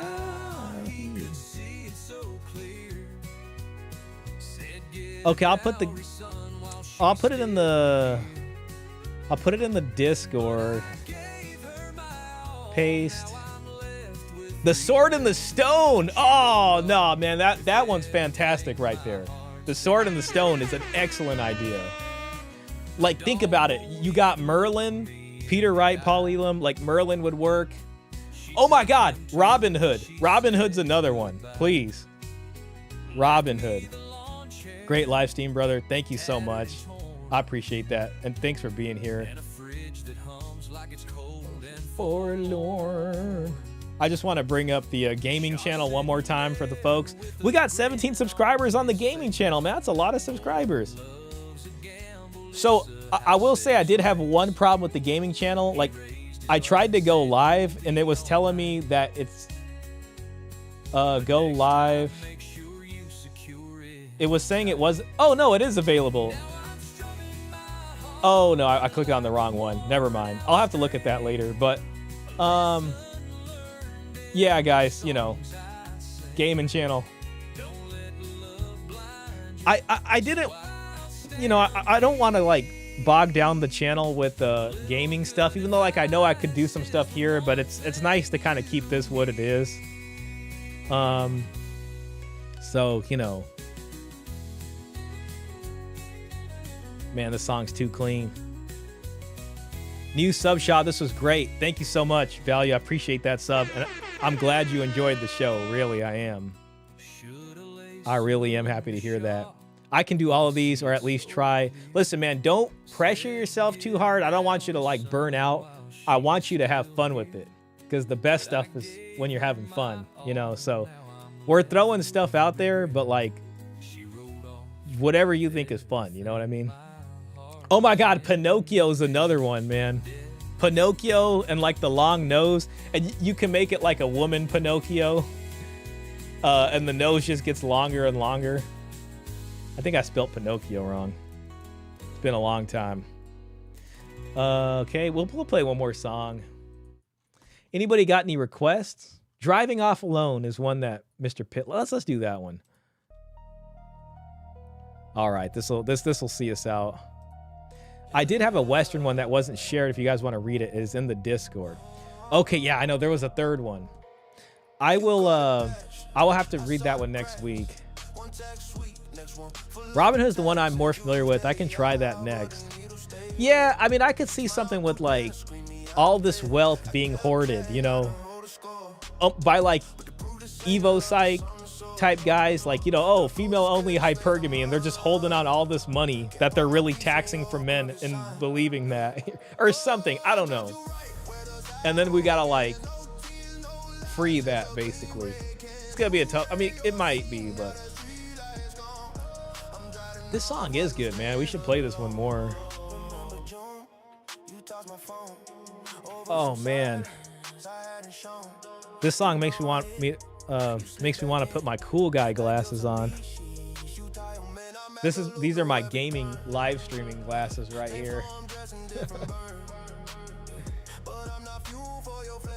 Oh man.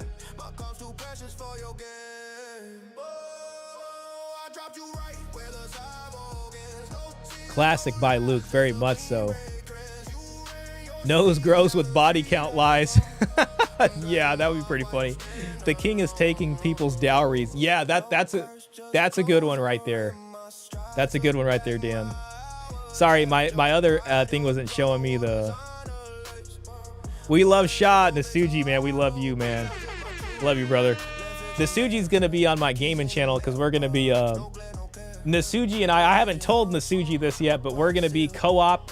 We're gonna be beating all 3 Halos on Legendary co-op, including the new Halo campaign Evolved one. Nose grows with body count. Classic by Luke, very much so. The king is taking people's dowries. Yeah, that I like that. That'd be a great part for the story. That is how I can see it going about.